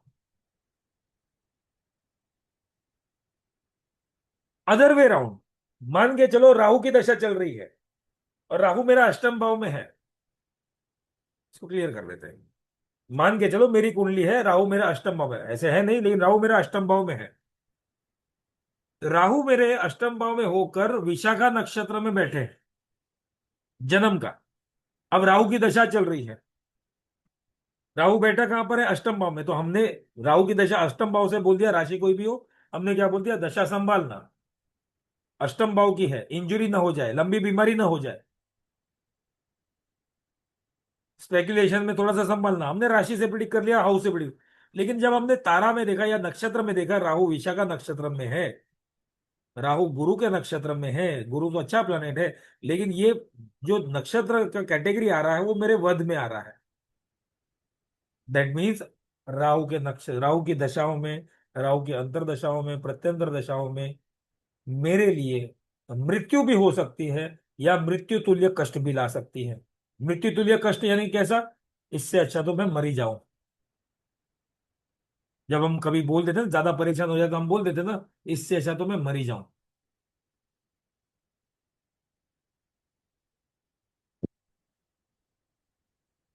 तो इस तरह से नव तारा चक्र का उपयोग कर कर आप डेली प्रिडिक्शंस, या फिर आज का दिन कैसे जाएगा, या फिर कैसे जाएगा वो भी छोड़ो, आज के दिन कोई अच्छा काम करूं कि ना करूं, अगर बाई चांस, मैं तो आपको सबको ये भी बोलूंगा, अगर आपने ये टेबल बनाना है तो ये जो तीसरी है ना, थर्ड, फिफ्थ और सेवेंथ, इनको रेड पेन से लिख लो। और अगर समझो अब कुछ नहीं यूटिलाइज करना, मैं अश्विनी नक्षत्र में जन्मा हूं, और आज अगर पूर्व भाद्रपद नक्षत्र आता है, यानी कि वध तारा वाला नक्षत्र है आज के दिन, तो आई शुड, मैं जब भी जाऊं, मैं घर के अंदर नहीं बैठा रहूंगा, होना है तो घर के अंदर भी होगा, लेकिन मैं क्या करूंगा, आज के दिन मैं ड्राइव कर रहा हूं तो सोच समझ के ड्राइव करूं, आराम से ड्राइव करूं। आज के दिन अगर मैं कोई एडवेंचरस काम कर रहा हूं, समंदर में नहाने चला गया या स्विमिंग पूल में ऊपर से बहुत डाइव मारने की कोशिश कर रहा हूं, आज के दिन आई शुड अवॉइड। न करे नारायण, भगवान न करे, कुछ होगा नहीं, लेकिन मैं अपना तो संभाल रख सकता हूँ, I can take a precaution, कि बाबा आज का दिन मेरे लिए ये सब एक्टिविटीज के लिए अच्छा नहीं है। दूसरा हो सकता है कि मान के चलो मुझे आज कोई एस्ट्रोलॉजर ने कहा था कि मंत्र जाप कर लेना, या कोई डोनेशन कर लेना, या किसी मंदिर में जाना, तो मैं क्या कर सकता हूँ, अश्विनी नक्षत्र में जन्मा हूं, मैं आद्रा स्वाति शतभिषा नक्षत्र को यूटिलाइज कर, भले राहु का नक्षत्र है लेकिन साधक में आ रहा है, तो आज मैं कोई साधना स्टार्ट कर सकता हूँ।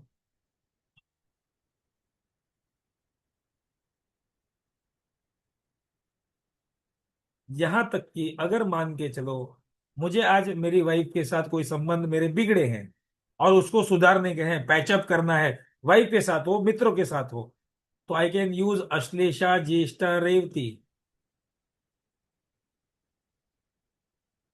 या फिर पुष्य अनुराधा उत्तरा भाद्रपद, अगर मेरा जन्म अश्विनी नक्षत्र में हुआ है तो।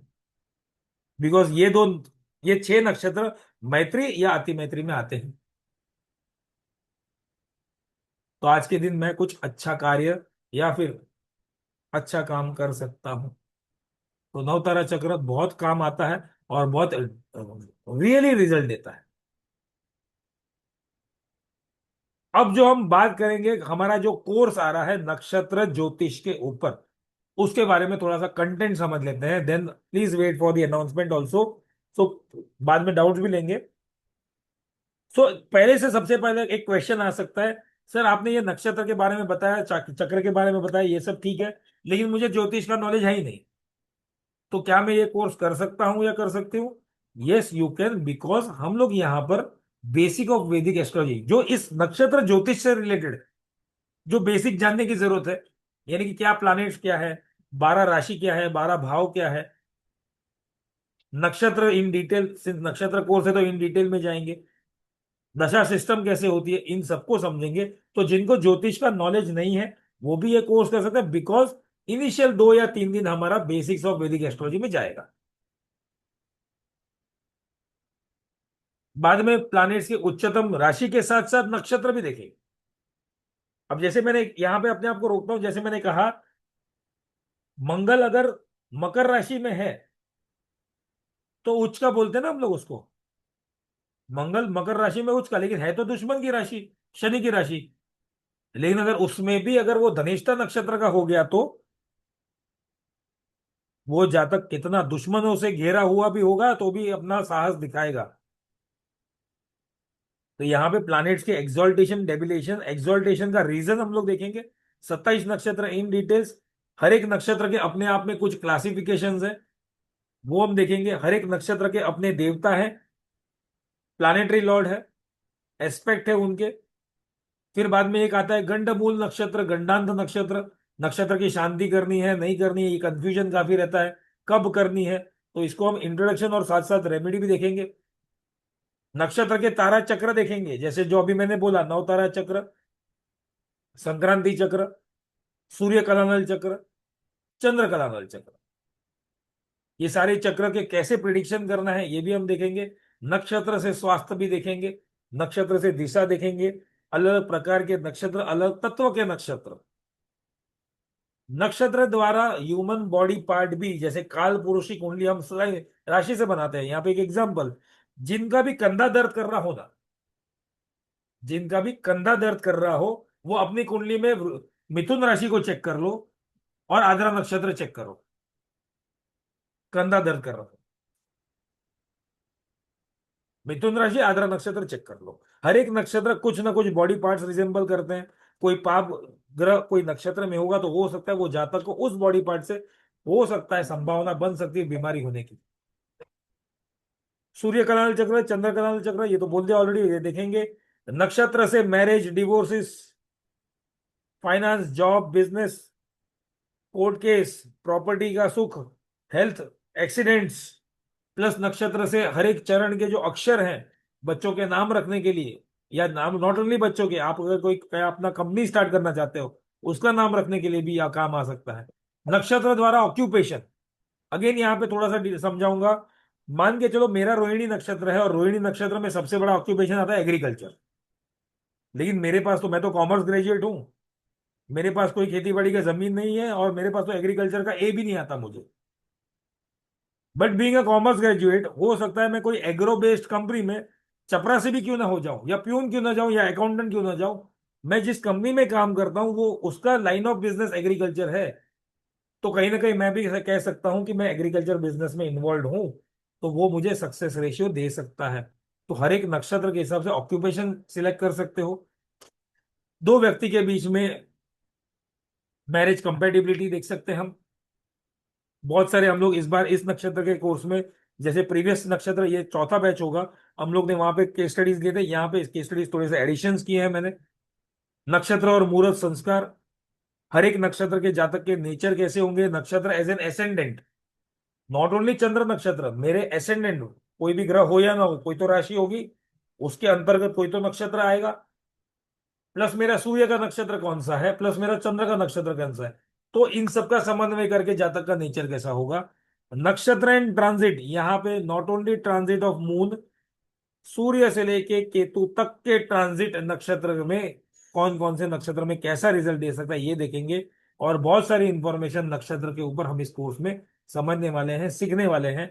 और इतना तो डेफिनेटली गारंटी दे सकता हूं, आफ्टर कंप्लीटिंग दिस कोर्स, ये मेरा कोर्स है इसलिए नहीं, ये डिवाइन ग्रेस का कोर्स है इसलिए नहीं, नहीं, जो लोग जानते हैं उनको पता है, जो लोग ने हमारे साथ कोर्सेज किए हैं उनको पता है, ये कोर्स करने के बाद आप डेफिनेटली अपनी प्रोफेशनल प्रैक्टिस में नक्षत्र को इंप्लीमेंट करके आप अपने प्रिडिक्शन में एक्यूरेसी ला सकते हो।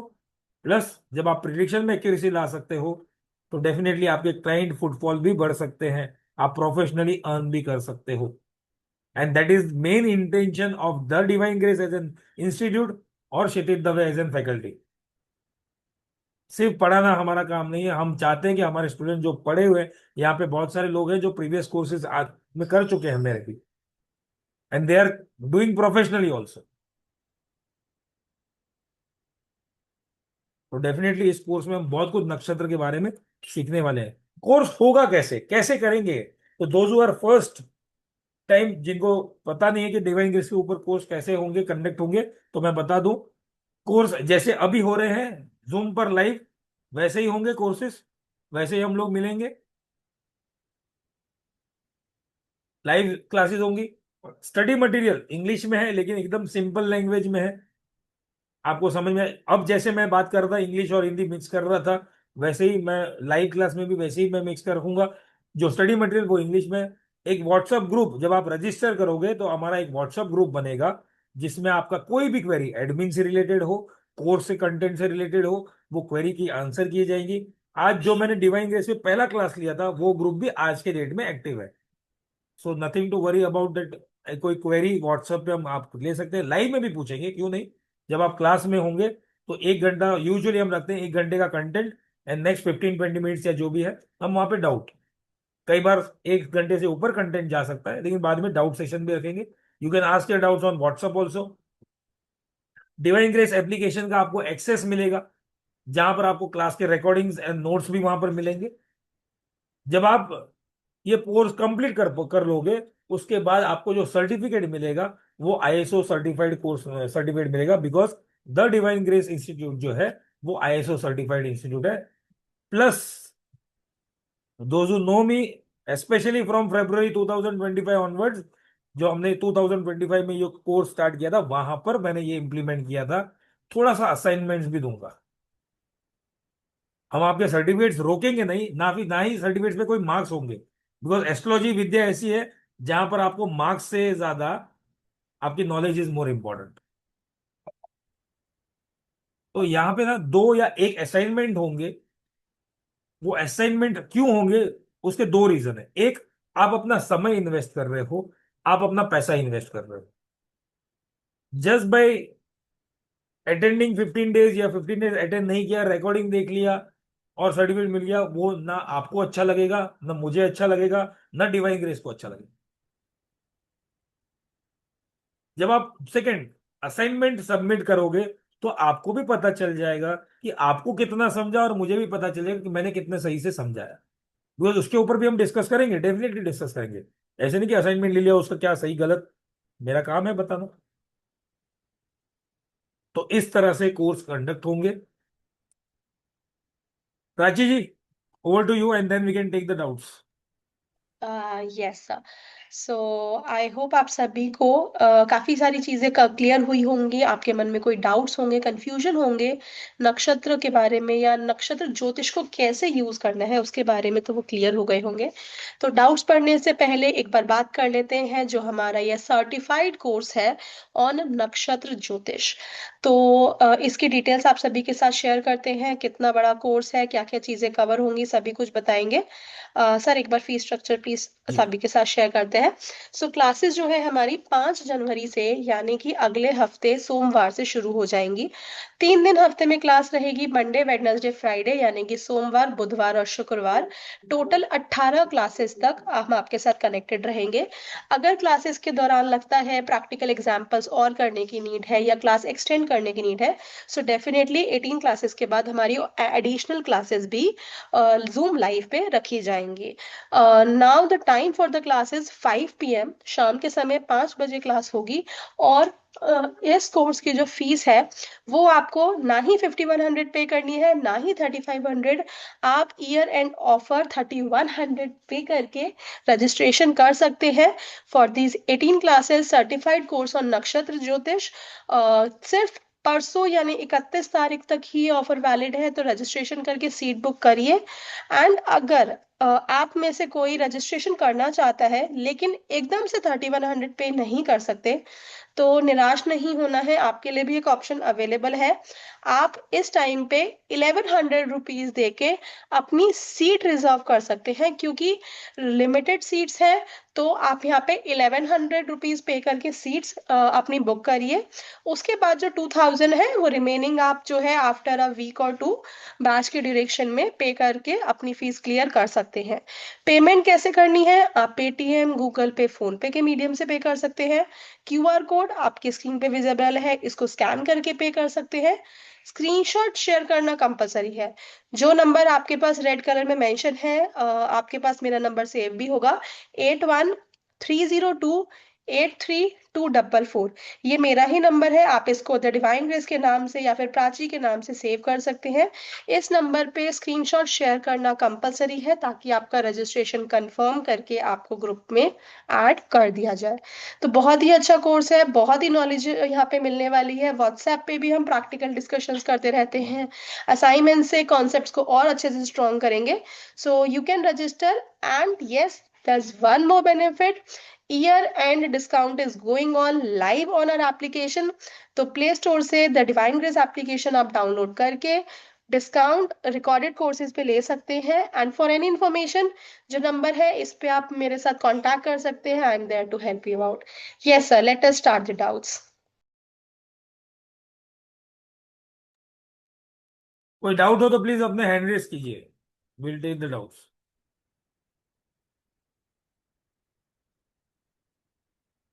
नहीं चेतना जी, ऐसा जरूरी नहीं है। गुरु अगर हाँ, गुरु नीच का हो गया तो बहुत सारे गुरु जैसा पावरफुल प्लैनेट अगर उसके पास पावर नहीं है तो थोड़ा बहुत कमजोर कुंडली हो जाती है, but not, it depends on which house it is.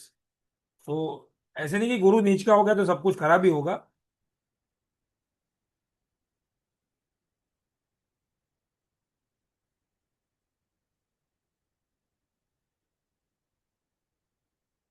जी सत्येंद्र जी, जाओ अपना सवाल पूछिए प्लीज।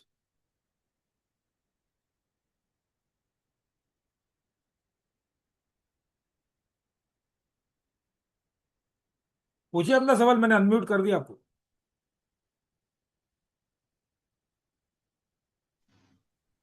हेलो। जी बोलिए। जी सर, प्रणाम। प्रणाम सर। नमस्ते। मैं यूं जानकारी चाह रहा था सर कि जैसे अपन ने जन्म नक्षत्र के आधार पे, जैसे आपने गुरु का प्रेडिक्शन किया, हाँ, तो क्या केवल एक जन्म नक्षत्र के आधार पे वो जिस गुरु जिस कैटेगरी में आ रहा है, तो महादशा में भी वैसा फल दे देगा वो? नॉट ओनली गुरु, जिसकी भी दशा चल रही है और जिसके कैटेगरी है, ये तो मैंने गुरु वाला एग्जांपल दिया, दूसरा एग्जांपल मैंने राहु लिया था। आप जी डेफिनेटली दशा को जज कर सकते हो। देखो दशा लंबा पीरियड है। अगर मैं जी कहता हूं कि मेरा गुरु अच्छा नहीं है, या फिर चेतना जी ने भी जो चैट कॉलम पे लिखा गुरु अच्छा नहीं है, तो गुरु की दशा तो लंबे समय तक चलेगी, 16 साल तक चलेगी। जी तो क्या जी 16 साल मेरे लिए प्रॉब्लम्स होंगे? Not necessary. 16 साल में जी भी कुछ दशाएं, अंतर दशाएं आएंगी, प्रत्यंतर दशाएं आएंगी, जो किसी जी और ग्रह की होगी, वो कोई और जी तारा में होगा, तो उतना पीरियड जी। रिलैक्सेशन वाला भी हो सकता है। सो नॉट ओनली नहीं गुरु, मेरा, सभी के लिए हो सकता है, जी सारे सर, प्लैनेट्स को आप जज कर सकते हो वैसे। नहीं मेरा क्वेश्चन ये था सर कि जैसे कुंडली में तो वो उच्च वाले राशि हाँ, में बैठा है, राइट। और जबकि इसमें वो प्रत्यरी में आ रहा है या बद में आ रहा है, थोड़ा बहुत प्रॉब्लम दे तो सकता है क्या? डेफिनेटली। जी सर। सोलह, यही। अब जैसे आपने कहा कि गुरु मेरा उच्च का है, राइट, और जी अगर वो वध वध की तारा में है, मान के चलो वध जी की तारा में है, तो जी गुरु की दशा 16 साल, तो 16 साल में जी कहीं ना कहीं कभी ना कभी वो अष्टम भाव से भी जाएगा, जी गोचर करेगा। तो उस जी समय मुझे ज्यादा संभालना है। जी। अच्छा। जी सर।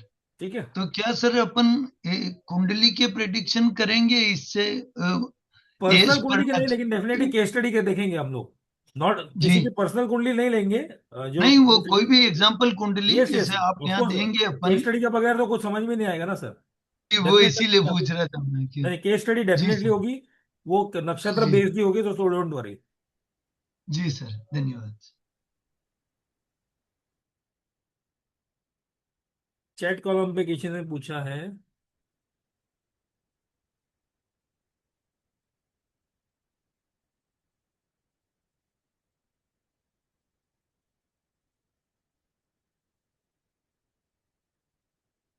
वीके जी, आप अपना आंसर यहीं पे मिल जाएगा आपको, इसी स्लाइड में। शनि का नक्षत्र पुष्य, अनुराधा, उत्तरा, भाद्रपद। जी पूनम जी, अपना सवाल पूछे। मुझे पूछना था जैसे ये सीखने के लिए एस्ट्रोलॉजी ज्योतिष वो सब भी बेसिक चाहिए क्या गुरुजी? क्योंकि प्रॉब्लम क्या है, वो मैंने 2-3 बार सीखा लेकिन मेरे दिमाग से क्लियर ही नहीं हुआ वो सब।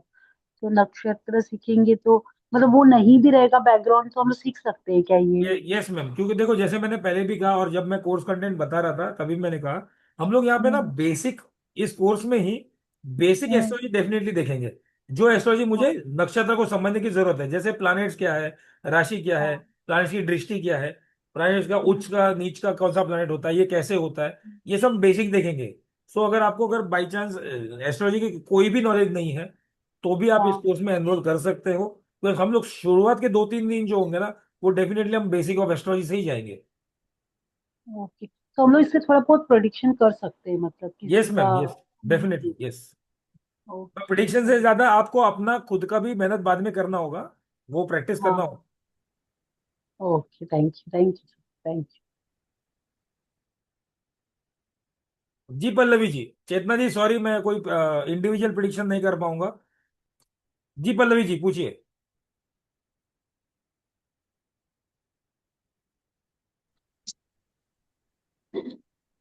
गुड इवनिंग गुरुजी।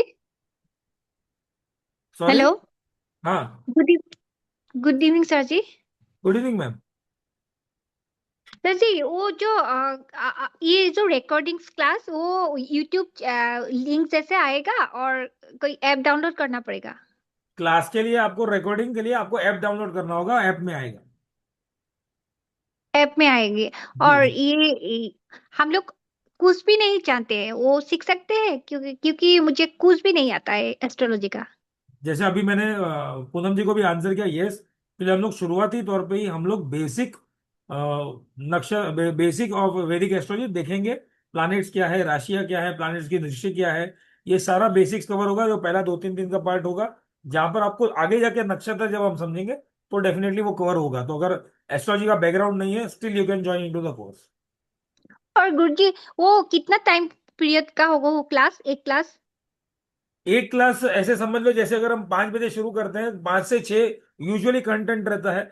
और कंटेंट अगर खत्म हो जाता है तो उसके बाद डाउट सेशन, तो 1 से 1.5 घंटा तक जाएगा हमारा class. Okay okay okay, thank you.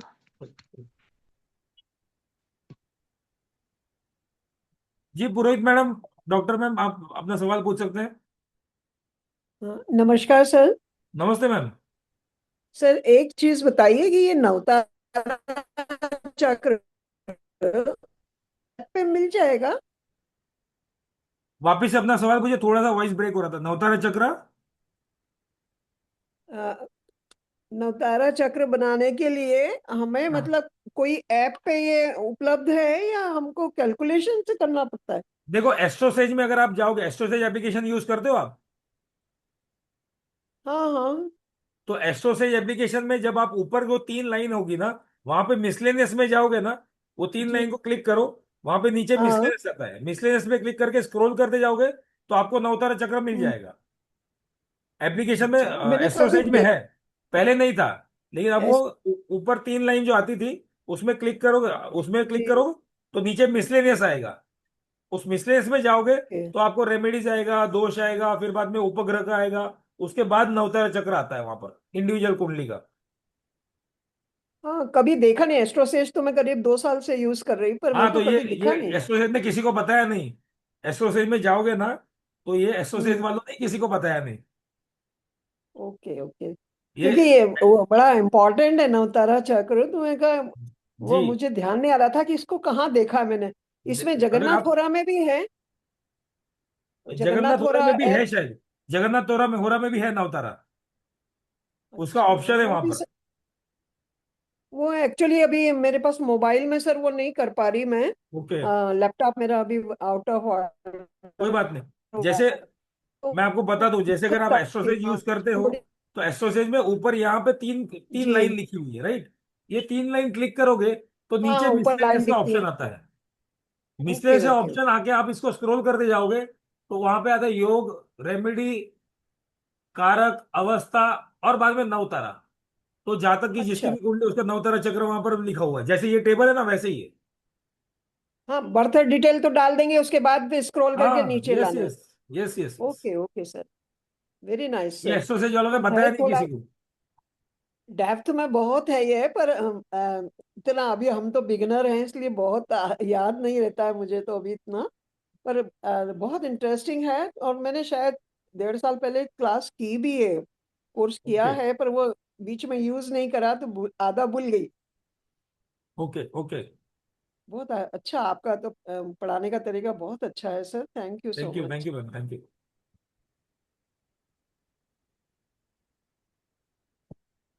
Pandit ji अपना सवाल पूछिए प्लीज।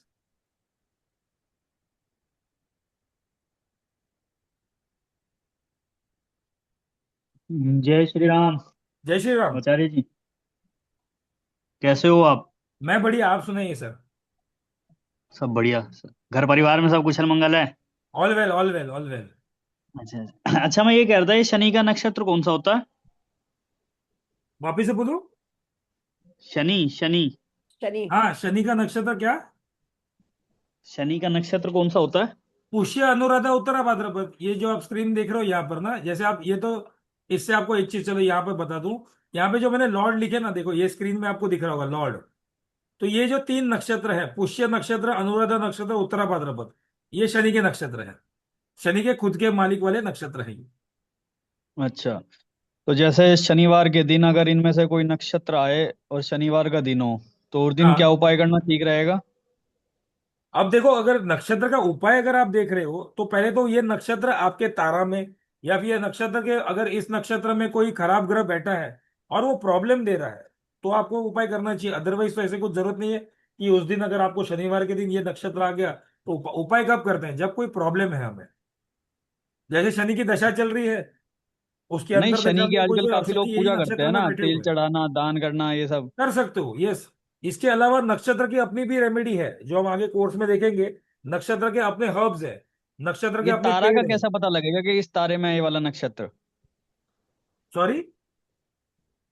ये कैसे पता लगेगा कि इस वाले तारे में ये वाला नक्षत्र है? आप एस्ट्रोसेज एप्लीकेशन यूज करते हो? जी। तो वहां पे अगर जब आप किसी की जन्म पत्री डालते हो, तो वहां पर जी। आपको, जब आप जैसे बेसिक में जाते हैं, हम बेसिक के बाजू में नवमांश दिखता है, राइट? अच्छा अच्छा। उसके बाजू में आगे जाओगे तो प्लैनेट्स की डिटेल्स मिलती है। तो प्लैनेट्स की डिटेल्स ठीक में है। लग्न से लेकर प्लूटो तक आपको सारे नक्षत्र डिटेल्स मिल जाते हैं। नक्षत्र पता चल हम्म। गया, तो फिर बाद में आप इस टेबल के द्वारा या फिर एस्ट्रोसेज एप्लीकेशन के द्वारा भी आप वो नक्षत्र कौन सी कैटेगरी में आता है, वो भी आप जान सकते हो। तो अकॉर्डिंगली आपको अच्छा, पता ठीक चल है। जाएगा कि आपका कौन सा प्लैनेट। जैसे मान के चलो, हम्म, अगर आप कहते हो कि किसी जातक का जन्म का प्लैनेट, चलो एक एग्जांपल लेते हैं, सैटर्न श्रवण नक्षत्र में है, और वो जातक का ठीक है। खुद का चंद्रमा अश्विनी में था, अश्विनी नक्षत्र में। तो अश्विनी नक्षत्र के हम्म, हिसाब से ये जो श्रवण नक्षत्र आता है, शेम में आता है। तो शनि की दशा या ठीक है। शनि, जब भी ये तीन नक्षत्र आएंगे, उस दिन उनके लिए वो अच्छा दिन जाना माना जाएगा। अच्छा, चंद्रमा वाले दिन ना? हाँ, चंद्रमा का नक्षत्र वाले दिन। अच्छा, और जैसे अभी ये रवि पुष्य नक्षत्र आता है एक, और ये मकर हाँ, संक्रांति आने वाली है, ये कौन से नक्षत्र में जैसे दान करना है इसमें? रविवार के दिन पुष्य नक्षत्र आ गया। हम्म। दूसरा हम और एक इसको लेके बोलते हैं गुरु पुष्य अमृत योग, सुना होगा? हाँ हाँ, सुना है। गुरुवार के दिन पुष्य नक्षत्र, अब इसमें भी देखो, गुरुवार के दिन पुष्य नक्षत्र। हम लोग क्यों सोना हम्म। खरीदते हैं, या लोग उस दिन अनाज क्यों खरीदते हैं? क्योंकि ये माना जाता है कि गुरुवार के दिन कोई अनाज या फिर जब सोना खरीदते हो, तो कितनी भी खराब विपरीत परिस्थिति क्यों ना आ जाए, उस समय खरीदे हुआ सोना बेचना नहीं पड़ता। या फिर इसको अदरवाइज राउंड लो, जब गुरु पुष्य अमृत योग होता है, तो हम चने की दाल, पीली दाल लेते हैं, ताकि मेरा घर धन धान्य से भरा हुआ हो। पैसा नहीं होगा चलेगा, लेकिन दो वक्त की रोटी मुझे मिल जाए। जैसे कोविड में था, सैलरी बंद थी, लेकिन 2 महीने तक का अनाज भर के रखा था, तो मैं खा पी रहा था। अच्छा। और इसको दूसरे एंगल से देखो, नक्षत्र कौन सा? पुष्य। किसका? शनि का, जो लंबे समय तक बेनिफिट देता है। और वो गुरुवार के दिन आता है, गुरु यानी कि गोल्ड, इसलिए ठीक है। उसको ठीक। गुरु पुष्य अमृत योग बोलते हैं। गुरु पुष्य। ठीक है, धन्यवाद जी। Thank you sir. जय श्री राम। जय श्री राम दोस्तों। पूनम जी, कोई डाउट? आपका हैंड रेज, आप सभी का हैंड रेज है, कोई डाउट है तो प्लीज पूछो।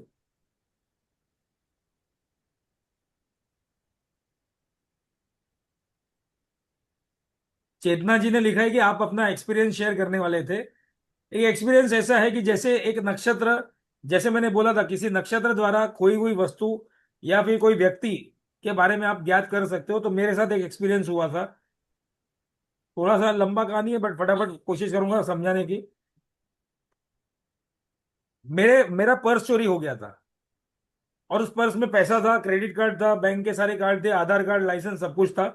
और उसी पर्स के अंदर, जो अंदर का पॉकेट होता था पर्स में, उसमें 500 की दो नोट थी, जो मेरे नानी जी ने दी थी। अब नानी जी बाद में गुजर गई।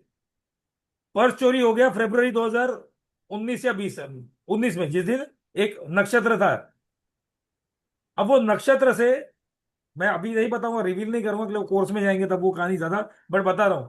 वो नक्षत्र ऐसा नक्षत्र कि उस दिन कोई वस्तु खोती या व्यक्ति खो जाता तो 1.5-2 साल बाद उसके बारे में इंफॉर्मेशन मिलती। और मेरे साथ यही ओ हुआ। बाप रे। 1.5 साल बाद मुझे कॉल आता है, पर्स खोया है मुंबई में, मुझे कॉल आता है उत्तराखंड से, और ये कहा जाता है कि आपको कोई संपर्क करने की कोशिश कर रहा है, आपका पैन कार्ड मिला है। तो जब वो व्यक्ति का नंबर लिया मैंने, जो मुझे कॉल कर रहा था, जिसने उत्तराखंड इन्फॉर्म किया, तो जब मैं उनको फोन किया वो भी मुंबई में थे। मैं जाकर मिला उनसे, पर्स लिया। ऑफ कोर्स जब पर्स चोरी हो गया था उसके अंदर का पैसा तो निकल गया होगा, लेकिन जिसने भी पैसा लिया उसने पैसा लेके पर्स फेंक दिया होगा। अंदर छान के नहीं देखा। उसके अंदर वो मेरा पैन कार्ड रुपए वो सब रखे। सब कुछ मिला मुझे, लेकिन पैसा नहीं। लेकिन अंदर जो मैंने 2 500 की नोट रखी थी, जो मेरे नानी जी की जी। आखिरी विश थी निशानी मेरे थे। लिए, या आखिरी निशानी थी, वो मुझे मिल गई। जो आज भी मैंने अपने पे उस 2 नोट को लेमिनेट करके रखा है। वाह, क्या बात है सर, बहुत सुंदर। सो ये नक्षत्र जब, और जिस दिन ये मेरे को पैसा, ये नोट वापस से मिला ना वो पर्स में, मैंने तुरंत मेरे गुरु को फोन किया कि सर हमने जो आपने जो पढ़ाया उसका कहीं ना कहीं मुझे आज उसका चमत्कार देखने भी मिल गया, कि वो नक्षत्र में कुछ खो गई थी वस्तु, 1.5 साल बाद मुझे मिली। ठीक है, वो पर्स के अंदर का पैसा निकल गया, लेकिन ये जो बड़ी चीज थी, जो नानी ने आखिरी निशानी के तौर पे जो 1000 रुपए दिए थे, वो उसको मैंने रख लिए। तो नक्षत्र इतना अच्छा काम कर सकता है। तो वो यही तो मेरा एक्सपीरियंस ब्लेसिंग था थी चित्रा सर। जी।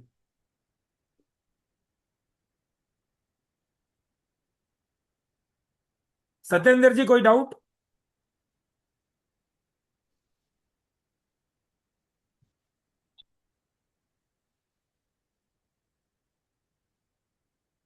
जी बोलिए, पूछिए पूछिए।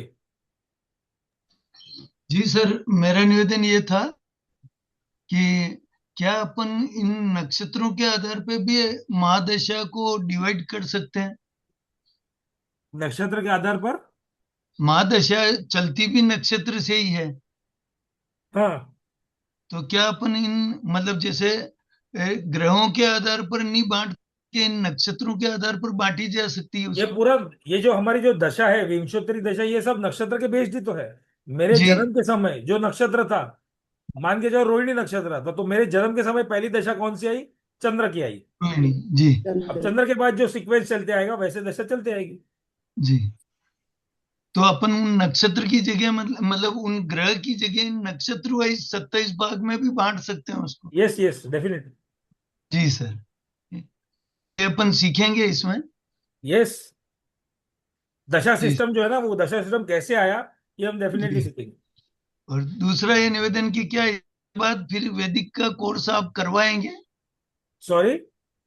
ये कोर्स सीखने के बाद वैदिक का भी कोई सेशन लेंगे, कोर्स करेंगे? वैदिक एस्ट्रोलॉजी, प्राची जी, ये आप आंसर दे सकते हो अपना? वैदिक एस्ट्रोलॉजी का पूरा जो बड़ा बैच था वो कब आ रहा है? काफी लोग या का क्वेश्चन है।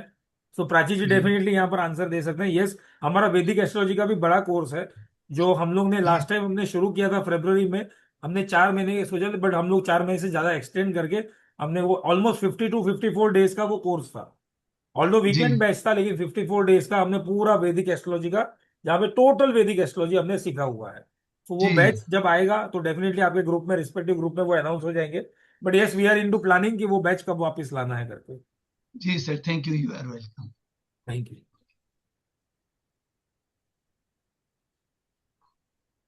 जी डॉक्टर मधुपुरे जी, आपका कोई सवाल है? हैंड रेज है तो प्लीज पूछिए।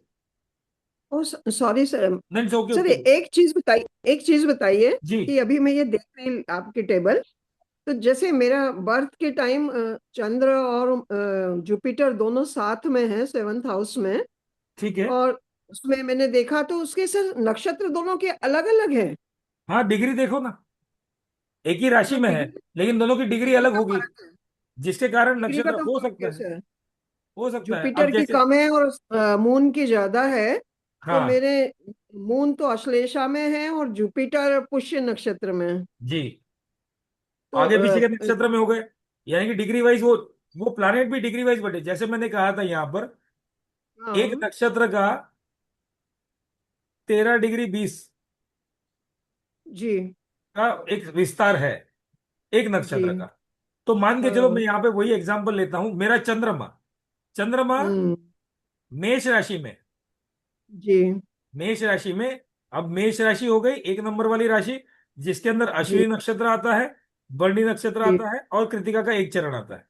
तो अगर हम्म मेरा चंद्रमा 13 डिग्री 20 तक है तो हम्म। मेरा अश्विनी नक्षत्र होगा। जी। लेकिन अगर मेरा चंद्रमा इसके आगे क्रॉस कर चुका है लेकिन 26.40 के अंदर है तो भरणी तो नक्षत्र चेंज। नहीं हुआ। लेकिन अगर मान के चलो मेष राशि में चंद्रमा 28 डिग्री का है तो हम्म। मेरा जन्म का नक्षत्र कृतिका हो गया, पहला चरण। जी जी। तो वो हो सकता है एक राशि में होकर भी दोनों के नक्षत्र नक्षत्र अलग। अलग है। हाँ, तो फिर यस। जन्म नक्षत्र किसको मानेंगे, मून का ही? जन्म नक्षत्र चंद्र वाला मानेंगे, चंद्र जिस नक्षत्र में है उसको मानेंगे, वो मेरा जन्म नक्षत्र होगा। Okay sir, thank you sir, बहुत अच्छा लगा पढ़ के। वापस थोड़ा मेरा रिफ्रेश हुआ है, मैं बीच में थैंक यू मैम। रिवाइज ही नहीं कर पाई इसको, नक्षत्र वाला। नहीं, इसको रिवाइज करते रहो थोड़ा, जैसे समय मिले। मैं समझ सकता हूँ सभी के प्रोफेशनल कमिटमेंट्स होते हैं, लेकिन जी। ये सब्जेक्ट ऐसा है कि थोड़ा सा रिवाइज करते रहोगे, इसके टच में रहोगे तो ब्लेसिंग्स भी भगवान की बनी रहेगी, प्लैनेट्स की बनी रहेगी, और हम सब्जेक्ट से टच में रहेंगे। हाँ नहीं सर, वो ये कुछ नया सीखने के चक्कर में फिर बहुत सारा फैल गया, क्योंकि आपने खुद नहीं बोला, एक जन्म भी कम पड़ता है एस्ट्रोलॉजी वो तो है, समझने वो तो में। है। कुछ हर कुछ इसलिए हर कुछ सेम बुक भी अगर आप पढ़ लो तो कुछ नया देखने मिलता ही मिलता है। आप कोई भी ले लो, कोई भी वो तो सब्जेक्ट का बोल दो, नॉट वो तो ओनली सर एस्ट्रोलॉजी, मैं कोई भी अपना सब्जेक्ट सब्जेक्ट ले का लो। भी जानती हूँ कि हर बार, जबकि मैं तो मतलब 40 साल रही प्रोफेसर जी सर, पर मैं लास्ट तक हर बार नया पढ़ के ही क्लास में जाती थी एमएससी पढ़ाने के लिए, क्योंकि जी और हर बार मुझे कुछ नया मिलता था। हमेशा अपडेट किया, सब लोग कहते थे अब मैडम आपको तो जरूरत ही नहीं होती है, मैंने कहा नहीं, मैं अपडेट होके ही क्लास में जाऊंगी। तो ऑफकोर्स, इसीलिए ऑफकोर्स। आपका पढ़ाने का ढंग मुझे इसीलिए बहुत पसंद आया कि डेप्थ में बात करते हैं तो समझ में आता है सर सब्जेक्ट, अदरवाइज जो आजकल सोशल मीडिया पे हो रहा है वो बहुत जी, बहुत गड़बड़ है। 3 यूनिवर्सिटी बहुत खराब काम कर रही है, व्हाट्सएप यूनिवर्सिटी, यूट्यूब यूनिवर्सिटी और इंस्टाग्राम यूनिवर्सिटी। डेंजर है। बहुत बहुत बहुत परेशान, नहीं सर, इवन वेबिनार्स में भी कुछ लोग ऐसा बताते हैं कि कुछ भी समझ में नहीं आता। सॉरी टू से, हाँ मैं नहीं किसी का नहीं अपमान नहीं, कर रही, नहीं नहीं, पर होता है, बीइंग कई बार टीचर होता है। मेरे को सर हाँ सेटिस्फेक्शन नहीं होता सर, जब जी इतना मतलब लंबा समय मेरा तो जीवन टीचिंग में निकला है, पर जी, मैं समझ सकती हूँ कि बिगिनर्स के लिए तो सच में ऊपर से जाता होगा। It's right really right. Very difficult. हाँ, astrology is not easy to understand, बहुत डेप्थ Astrology है is not sir. easy to understand, astrology is not easy to digest, and astrology is not easy to make other understand also, लेकिन एक but प्रयास it is चलते रहता है। Perfect, it is perfect sir. हाँ। No other modality is so perfect as astrology. Yes yes, क्योंकि very true. Luckily मैंने sir KP भी सीखा है, जी, और क्या प्रेडिक्शन होता है, मतलब आनंद आ जाता है। बस ये कि प्रैक्टिस बहुत मांगता है ये, प्रैक्टिस इज कि इम्पोर्टेंट, यस। बहुत इम्पोर्टेंट है sir. Thank you so much sir. Thank you ma'am, thank you. जी सत्येंद्र जी पूछिए। जी सर, एक तो खैर क्वेरी हो गई, अभी आपने बता ही दिया कि अपन इन जो भी थोड़ा जोर से प्रेडिक्शन। बोलना, थोड़ा सा जोर। एक जी तो सर। मैं इसलिए बोला हूं कि थोड़ा सा कान में कम सुनाई देता है मुझे, प्रॉब्लम जी है, इसलिए जी थोड़ा जोर से बोलो। जी। तो मैं निवेदन कर रहा कि अपन इसमें चंद्र नक्षत्र ही लेंगे ना जन्म राशि का। यस यस, जो हमारा बेस है कि हम जिसको जन्म नक्षत्र बोलते हैं, वो जी चंद्रमा जिस नक्षत्र में, वो मेरा जन्म नक्षत्र हो। जी। लेकिन यदि सूर्य नक्षत्र से प्रेडिक्शन किया जाए तो क्या डिफरेंट कर सकते आएगा? हैं, इसलिए तो वहां पे हम सूर्य कलानल चक्र जो बोलते हैं ना, जी जो मैंने आगे चक्र बताए थे, सूर्य कलानल जी चक्र, वो उसका जी सूर्य बेस्ड है। जो आपका सूर्य जन्म का जी जिस नक्षत्र में है उसको अकॉर्डिंगली जी। ले लो, तो वहां से भी प्रिडिक्शन होता है। वहां से भी होगा ना सर? जी यस, सर। धन्यवाद सर, यही सीखना। Thank you sir. जी। आई थिंक क्या मैं प्राची जी आपको पर्सनल निवेदन कर सकूंगा सर, कुछ मेरी लर्निंग के बारे में? किसमें? मेरी इस लर्निंग जर्नी के बारे में कुछ पर्सनल रिक्वेस्ट आपसे करनी है तो क्या मैं इस नंबर के थ्रू करूंगा हाँ, इस या नंबर से थ्रू करिए आप। यस जी यस, जो नंबर यहाँ पर दिखाया है ना, जो जी लास्ट नंबर था, जी। धन्यवाद सर। 8130283244। जी सर, थैंक यू। जी Prachi ji, I think all doubts have been taken.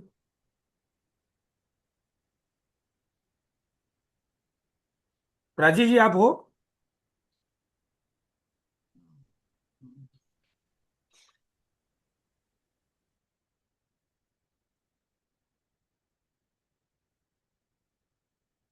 Just 1 second, Prachi जी होंगे?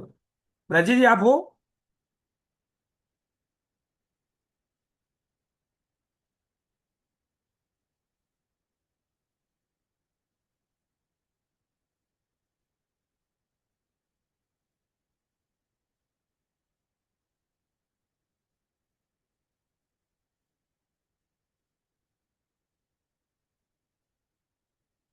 आई थिंक प्राची जी अनम्यूट नहीं कर पा रहे, I think.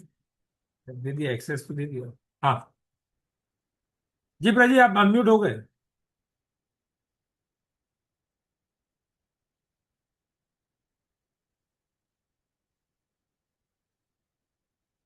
I think Prachi जी के वहां पे कोई इश्यू है। So let's end the session. Thank you very much. Hariom to all, see you in the class. Thank you very much. Hariom. Hariom.